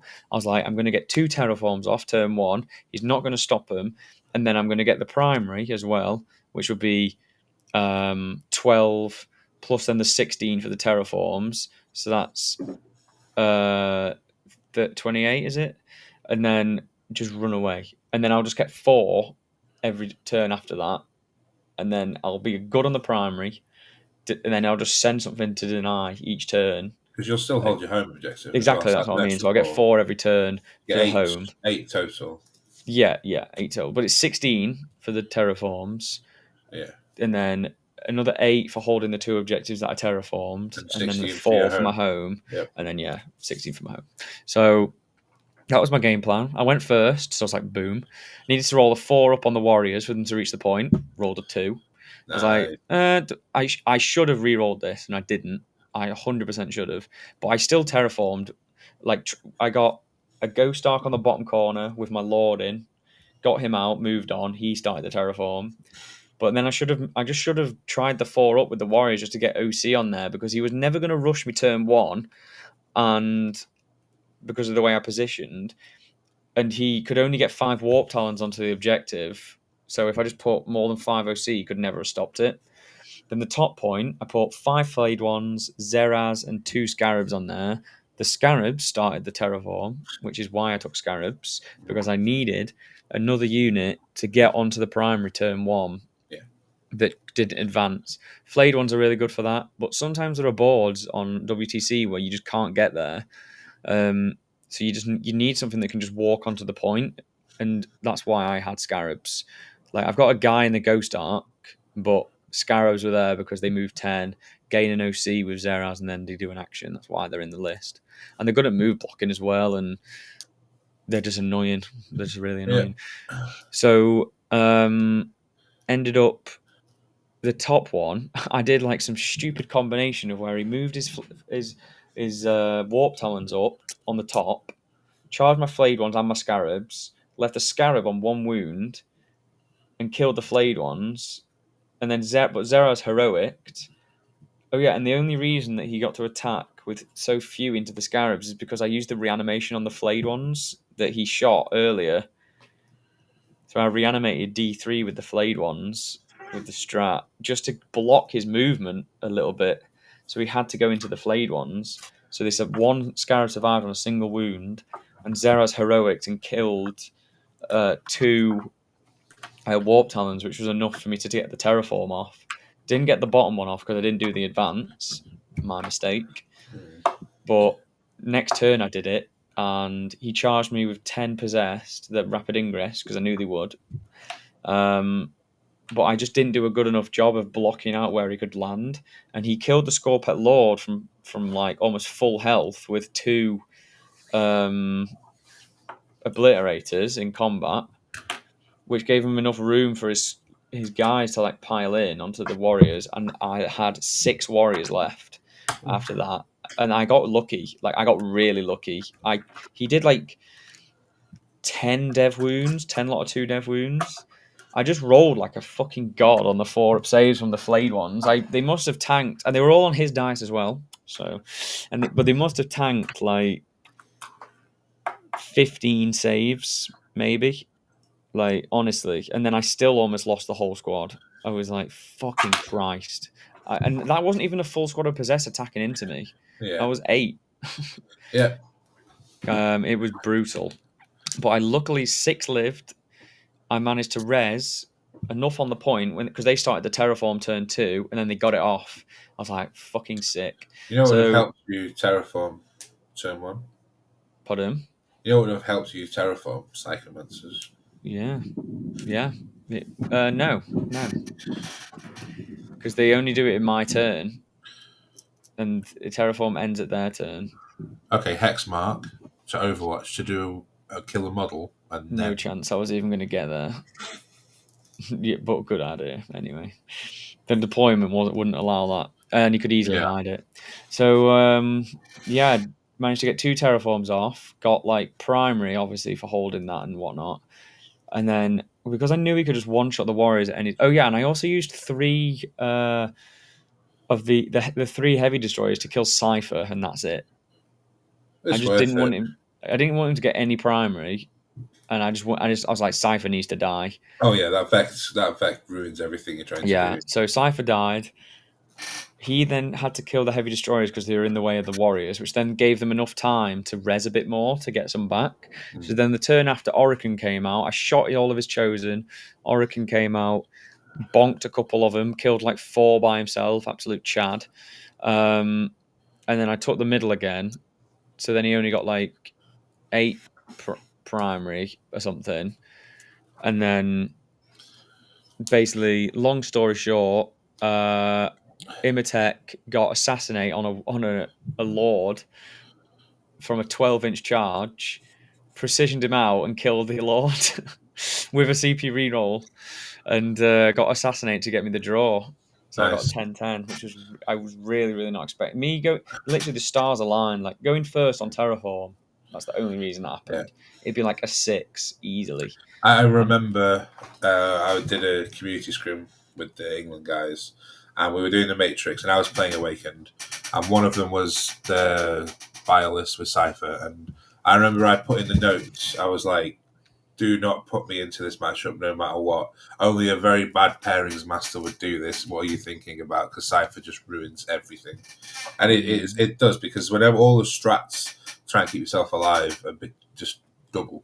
It just becomes absolutely crazy. It's terrible. And Really, it's a really bad game. I think if Mike played it slightly differently, and literally if I don't go first on Terraform, I will lose that game, like 100% of the time. I lost it in singles anyway. He scored exactly 5 points more than me, but that was enough. But the stars literally aligned for me to get a draw out of that. I'd put it as a loss every single time. It did not make me feel more confident into the matchup. But as I was saying earlier, the whole tournament taught me how to play. If I'm like, no, I'm going to lose, and I'm playing for a loss, it taught me to play completely differently than I normally would. So I'm sacrificing units just to deny like everything. I literally had nothing left. I had Imatech and a single Ghost Arc turn 5. I just sent everything out. I need to deny as best I can right early, get ahead as quick as I can early on, and then late game he'll bring all the points back. I can't keep it close. I can't play it on edge. He will literally advance up, charge me, and kill me. That is just how it is. It's almost like, but you also have to play different for different missions as well, because there'll be some missions where you look at it and go, right, I'm going to try and deny your primary, like first 2 or 3 turns, right? But then if they can just catch up at the end, then there's no point. Couldn't deny. Then there's no point denying them. So you just got to try and work out how to deny. Exactly. So don't deny. Like I played against NASA's EC, and I knew it was a shit game as well. So I just abandoned the objective. Like at the bottom, I was like, I can't win like this. Yeah. So he overcommitted. I killed 800 points turn 2 because he like went all in. But because I huddled up so much in such a defensive way, he couldn't take me off like the primary. I managed to put him down to a 5 because I like just charged the middle with a DDA. Like you wouldn't think like, oh, against Emperor's Children I'm going to push forward with a DDA. I literally just shoved DDA forward as quick as possible and just charged a Rhino in the middle. I think you have to. I think you absolutely have to. That's why I always tell people you've got to look at all units and how you can play them in a different way. DDAs don't just sit at the back. Sometimes they do. Like in the Bile matchup I did. And against Emperor's Children as well, DDA is not necessarily the unit that you want. You'd rather have the Omnitics alive because they're more likely to one tap a big unit. Just don't. It's better to sit at the back of the board and give up early board space and primary than let them get ahead on those fucking kill counters for Emperor's Children. Like you can claw back later on, especially if you're going second. Like count backwards from the like last turn and be like, well, okay. Well, my experience was slightly different this weekend. But... yeah, well, you played against not Nassim. That's true. I played against brutally honest. He's the only person I've played against with Emperor's Children. I can guarantee that this random lad at the RTT was not Nassim. It's not that random, but yeah, no. So there's like Naz and there's everybody else is in the not Naz bracket. Yeah, and you will crumble under the pressure if you're playing correctly against somebody like Nassim. So it taught me a lot. Like I didn't come first on the scoreboard, but Matt Robbo, who was the TO, came first, but he was picking all of his own fucking matchups. So I came first with 3 wins and 2 draws. Yep. I didn't lose a game. I managed to make a draw out of a terrible game, and that's good. I'm pretty chuffed. So we find out, as I said, who gets picked tomorrow. So today, whenever you're watching this, the 23rd. So, hopefully I've done well enough. If I've not, I'll just go back next year and try harder. Like, hopefully I'll be going to WTC anyway as coach if I don't. But it would be awesome to go as a player because I know how much I've improved in just a short space of time. Like, it's just mad. When you play against people that are like, they're just game 5 guys, you know what I mean? Like practice games, it's every single person will just is amazing at the game, and that's just what it feels like when you. Like, I'd recommend to anyone to apply to their respective country's team because it's just an amazing experience and it just helps you get good. When I first applied, I said, I just want to see where I'm at. I just want to see where I'm at compared to these other people because it was my first year applying, and I've gotten way better than I thought I even would, No, so. You haven't surprised me. I haven't surprised you? No, I had faith in you the whole time. Oh, I see. I thought that was a sly jab. Nope, no jabs at all. Well, I appreciate that. Yeah, it feels nice. So hopefully I make it through. I'm going to find out tomorrow. I'm bricking myself. I have been all day. But yeah, it's exciting. Bloody hell, we've been doing this for an hour and 40 minutes. My throat has nuked me. Still got stuff to talk about. Yes, we'll quickly run through your RTT and then we can sign off. So yeah, I had a full Easter of Warhammer, and I actually played an RTT on Monday as well. At my local game store, it was the second Monday Mayhem hosted by Lords of War. I won the first one with Annihilation Legion. I was thinking about bringing Canoptek Court to this event because I have painted up more of my Canoptek Court units, but I haven't played the Vault in a while. So you realised there would actually be good players at this one, so you had to bring some tryhard list. Nope, I wanted to bring the Vault because I wanted to play the Vault. And when I was trying to submit this list, I was basically half asleep and I just saw it had 2,000 points, so I submitted it. It was a list I'd kind of built beforehand, and it didn't feel quite right because there's a lot of shooting, there's a lot of damage, but there's not much in the way of screening or like chaff scoring. I've got a couple of destroyers in there, but yeah, it's pretty much a battle cruiser list. And my first round was against Chaos Demons. Again, Khorne Demons with Bloodthirster, all of the Blood Crushers, Bloodletters, Red Masters, which I just hate Red Masters so much because they're so good at what they do. They are. And they're actually quite hard to kill as well. But yeah, my opponent deployed on the line. I basically hid in my corner as much as I could. I had an entire castle of 2 DDAs, Silent King, Reanimator, Spider, Scorpec Destroyers, all just like huddled together as close. Like if you could squeeze them in any closer, I'd be surprised. And I was screening with 5 flayed ones. The job was to block as much as I could with those 5 flayed ones, and he deployed on the line. So I crossed my fingers, hoped to go first, so I could shoot him and kill everything, and he went first. So he didn't really kill much turn 1, but he just kind of moved everything out, and I just got to activate almost my whole army, and I killed 13 Blood Crushers and the character turn 1, as well as some other little things. He then charged me, got in and killed some Scorpex and a couple more screens. And the problem was that like all my big important damage dealers were still alive, but I was still like in the corner of my battlefield. So I had to try and advance everything out as much as I could. I was playing Star Shatter, so most of it had assault, and the Vault didn't, but the Vault felt so good in this matchup because things were standing on objectives. So I'm hitting on 2s. King was giving me the rerolls. That just feels so nice, and I just obliterated his army.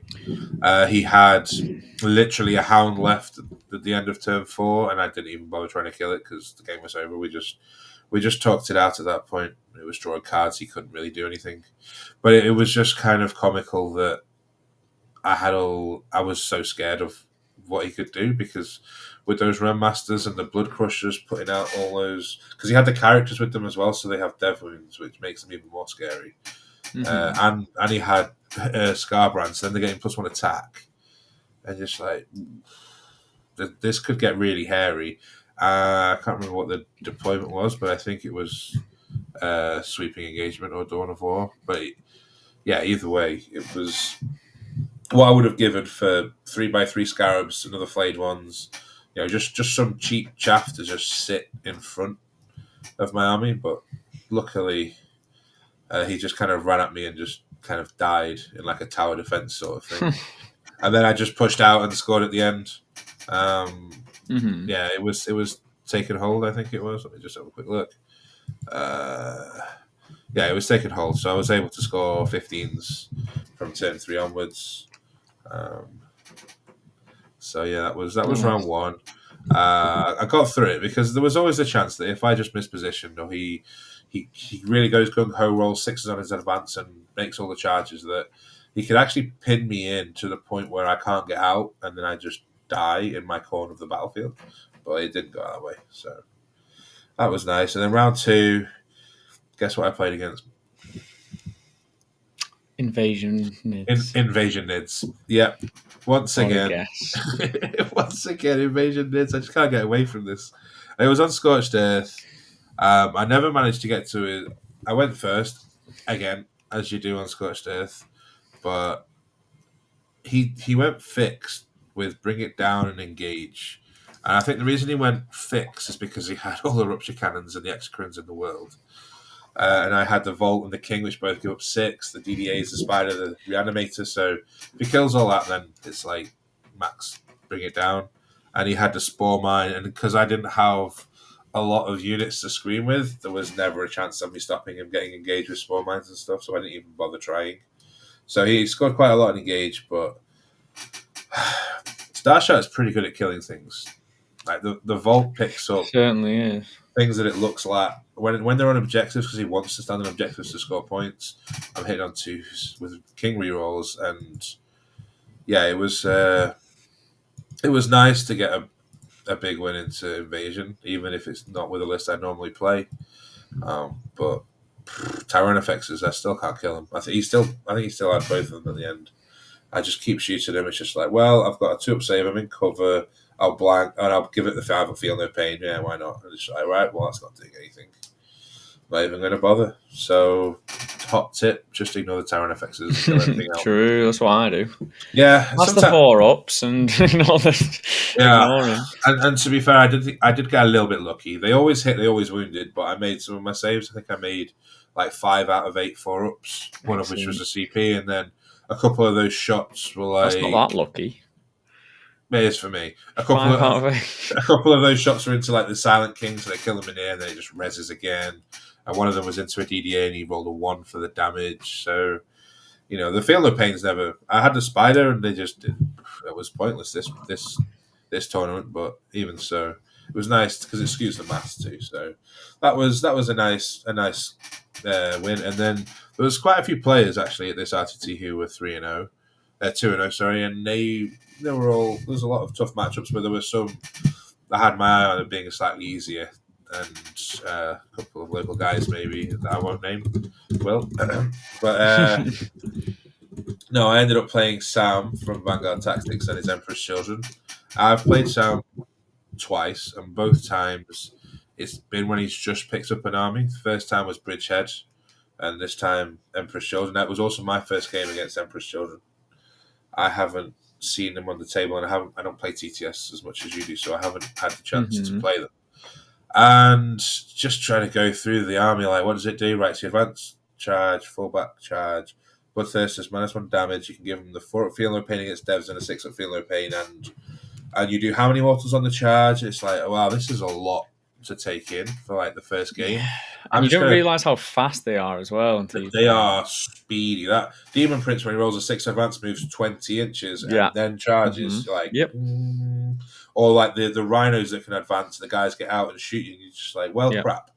But I got first turn, and he gave me some units to shoot at, and I killed a rhino, the contents, which was like a squad of 5 guys, the character inside. He killed some of the infiltrate guys that he pushed forward because the Vault stepped out over terrain and shot. I had -1 damage on a DDA that I stepped out, which was always going to be like his first point of contact in a way. And that didn't die when he shot it with his Noise Marines. But I think he had a rough turn 1 because he didn't, like with you, he didn't kill the flayed ones. And they kind of blocked his charge, so he charged me with the 10 squad with the Lord, and he didn't kill anything. Like he didn't kill the flayed ones. He did get a kill, so he got his pledge, which is all he wanted turn 1. But basically, he just left enough of his army. And turn 2, I killed, I think it was 7 units of his. Turn 2, you could have pledged 7. I tried to, and I said at the start, I think I'm going to kill 7 units this turn. And do your own pledges. Yeah, what do I get if I kill 7? And you win the game. It was a little rough because I didn't kill all the units I went to kill. I just ended up having to like pivot. But I left like a Lord alive, and even that Lord, once he's done his once per battle, when he's got advance, fall back, and charge, is still kind of pretty deadly. Still doing damage, and it was a complete bloodbath. Basically, towards the end of the game, there wasn't much left on his side. I think the vault went down to 1 wound, and he just ran out of enough DACA to kill it, and it then healed up a little bit. But yeah, it was tough, man. If I was playing, Warrior Blob and had less damage output, then I can see it being a very tough matchup, because the only reason it It's was just the speed, and if he yeah gets a kill early, I mean, you can avoid it if you're playing for a loss, as I say, but it's singles, so you can't. And the speed, if they get that kill first turn, even if they sacrifice a Lord squad yeah to they do did. it, Reroll ones is then a lot. It's a then good reroll fun. ones is 13% increase to hit. But because I was going first, and I must have got 3 or 4 kills turn one, and then another 7 turn two. Like Yeah, that's not. I killed a lot of his army before those. So like my game plan, because I was playing like a really killy army and not necessarily a control the board. It's just like, I'm going to try and hunt you and kill you, because the Scorpet destroyers did a lot of damage too. The Scorpet lords were great. The DDAs, the little guns were all right, but the big gun was pretty good into the Noise Marines, Mm, and the Vault obviously is just absolutely amazing in that matchup, because he struggles with tough, tanky things. yeah, it's anything that's like above toughness 10 Yeah, 2 up, is 4 is up, gonna and a be. feeling of pain from the spider. If he gets dev wounds, then I've got the 5 up.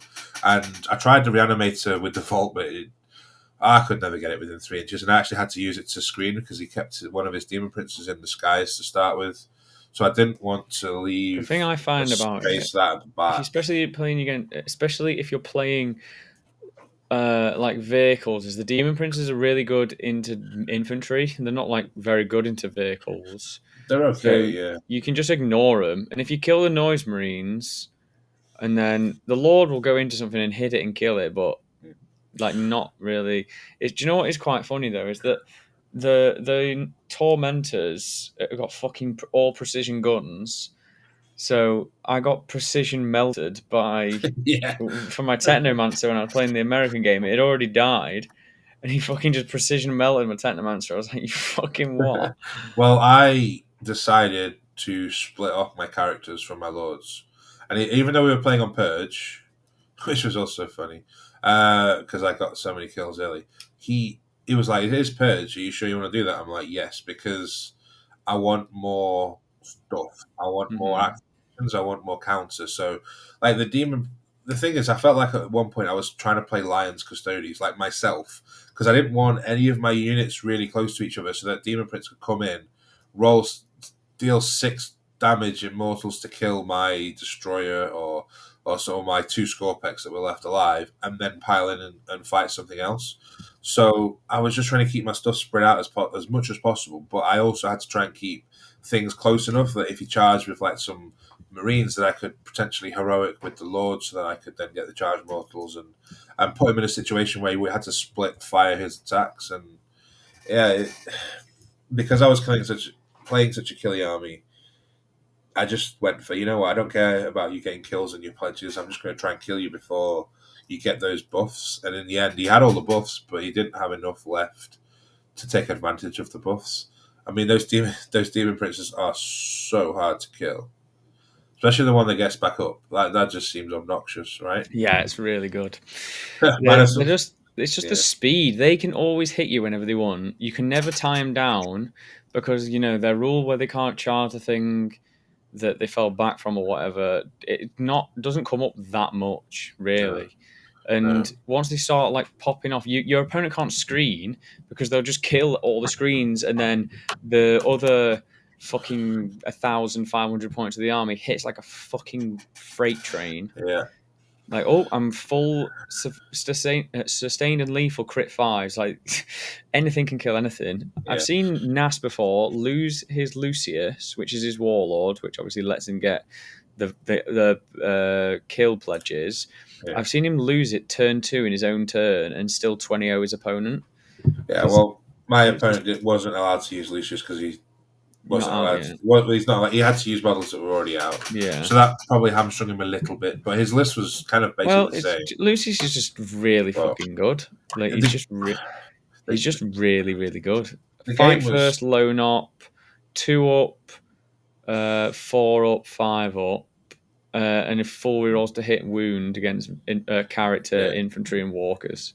Yeah, the game was quite funny because it was also fog of war, which is you can't use core strats. So the number of core strats that between us that we tried to use, like I set up my models ready for his turn 1 charge so I could heroic with my lord.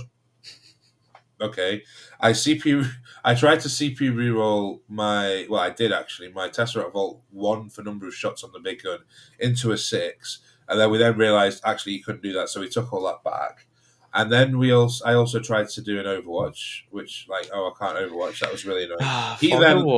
He then lobbed a grenade at me, which killed one of my models. So and then we're halfway through his fight phase. We're like, yeah, you can't do that. I couldn't interrupt. I had 3 CP. I couldn't interrupt on his turn when he charged me with. I couldn't heroic with my lord, another lord on the other side. And so we ended up putting my model back that died to the grenade, giving him a CP. The whole fog of war, what a stupid rule. And then everything had cover. Well, we just completely forgot because he wasn't really shooting me. And I mean, most of his shooting ignores cover anyway.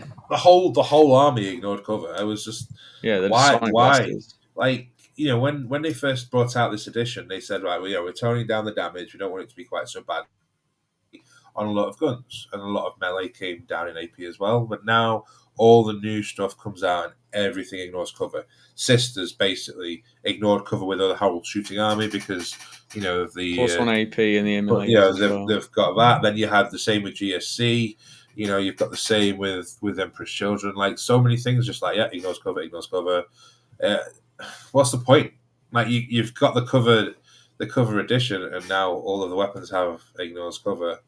I kind of feel a bit jealous that we get our codex so early, so we don't get all the busted rules that everyone gets at the end. Like 11th edition. I got somebody complaining about fucking fight on death cryptofrauds over the weekend. So I had that too. I was like, on a 2 up now. Bad. It's on a 2 up now as well. Bad. Yeah, but then it's a fucking strength 5 AP 1 guy. It's not. It's the trick though that when they both die intentionally, and you go right, they fight on death, and you roll the 2 ups and one doesn't, and you res him so he can fight.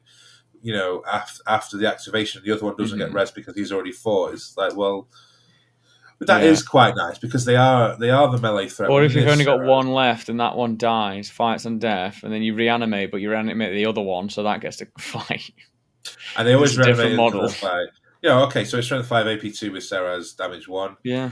Hitting on 3s, I hope it hits on 3s with the +1, obviously. Maybe it is naturally 3s, but it is 3s with the +1. Okay, that's good. I wasn't playing it wrong then. But yeah, so I mean, they often didn't do much against the bigger stuff, obviously, but against. I found out over the weekend as well that you can reanimate with the res character strat anytime they die. I thought it was just fighting or shooting. No, Overwatch. Yeah, well, I've been nerfing myself the whole time. I died to Squig Bomb Mauls. I was like, oh, I'm dead man. And then after the game, Danny was like, Danny of all people, was like, yeah, you can res with at any time. I was like, what? And I always call him a fake Necron player, and here I am, not even knowing my own rules. So you didn't know that until I messaged you today asking you that weird question about... No, I didn't know that until after the game. It's any phase, so that's what the one few strats that we have that actually silly bastard. Yeah, I just didn't realize. So I've died a lot to stuff like that. I've died to like charge mortals, and I'm like, oh, can't res. Yeah. Died to tank shot, can't res. What a fucking idiot! You can. God, it's a good thing I'm just making up for all of my wrongdoings with amazing dice rolls. It helps. It certainly does. Anyway, so that was round 3. I finished. Yeah. Did you win? I came second. What happened was in the last turn of both rounds 2 and 3, I drew a card that would score me 2 points, and I looked at my other cards that I had available and went, okay, out of these 6 or 7, 5 of them will score me 4, 5 or more. One of them will score me the same or less. So let's redraw. And I redrew into the same or less in both games, and then I came second by 3 points. Ouch. Now, I'm sure whoever won they would have been able to say the same thing potentially as well. But yeah, it's just 3-0. I'll take it. Yeah, to take it. I'll take 3-0. It doesn't matter whether I finish first or Richard fifth. got 3-0 as well, finally. Richard got 3-0. I'm not saying he was one of the people I was looking at to try and maybe get a nice, easy game free, but, Oh, easy game. Just cheat against him. That'll fucking work, apparently. I don't think the guy in Birmingham cheated. It just was very much a dick move. Don't be a dick move against him. Don't be, yeah, that was... Right, well, that concludes the longest episode to date. Is Episode it? 13. I thought we still had some things to talk about. No, we do not. Are you sure? Are you I don't sure? think so. I think the psychomancers are looking at you going, mad. I've already said stuff about psychomancers earlier in the episode. The scarabs are looking at you going, mad. I've already said stuff about scarabs earlier in the episode. So I integrated it with what I'm talking about because I'm an amazing host. Okay. But what will be coming up soon is I'm going to do a run through of one of my one of my Home Nation games. So the first person to tell me which game they want is either me versus GSC, me versus Warhorde Orcs, me versus Chaos Knights, me versus Death Guard, or me versus CSM Bile, whichever one you want me to do. If nobody says anything, I'll pick one that I want to do. But if somebody wants to see me do a run through one of those games on TTS and say what I did, probably I recommend the Bile one as it's the hard matchup one. But whatever somebody wants. Yes, essentially. That's the one. But the one I went first in. Or the Biocentric. That's a pretty good one. But any if you want, I'll do, essentially. So before we go, we'll be back. What have you got coming up soon? What have I got coming up? This weekend, I'm going to Ireland, not to play Warhammer, but I just thought I'd say it. And it's going to be cool. And then the weekend after is the ITT, and I'll be playing with either the Team England applicants or the squad, depending on if I make the squad. So wish me luck. It's officially today. So the next 12 hours I'll find out. I'm bricking it. So yeah, I've got the ITT and then that German tournament. Yeah. And probably something else. Another tournament. There's another tournament, War of the Roses, I think, it's at the end of May, like the week after that, 31st. And then it's festival season, and I'm going to festivals in June. What about you? Well, ITT as well. I've got one practice game to come up with a list I'm happy with. And then there's a mid-May GT, Carnage GT, I think I'm going to try and go to. Nice. And then there's a teams event at the end of May in Bolton, which I'll be going to with some of my friends. We went last year. We didn't qualify for the golden tickets by a single solitary point. I think that's when War of the Roses is, so I won't be able to go to that, unfortunately. Yeah, well, I think they've sold out already, but you're not allowed to come. Sorry. Fair enough. Didn't want to upstage you again. But there's also another teams tournament down south. I think a lot of players are going to as well. So if you were going to be playing a teams tournament, you'd probably be drafted to go down there because I think that's where Team England are going. Yeah, well, that's me. We'll see how it goes. Well, I think that's about everything. We'll be doing more content now because a bit more free time. I have more free time and I don't have to play a million fucking games until I'll be playing a normal amount of games until around August, depending on how it goes, obviously. But yeah, thank you for watching, everyone. 2-hour episode 13. Thank you for watching. Subscribe. Is it definitely 13? It is. I checked. Subscribe and stuff.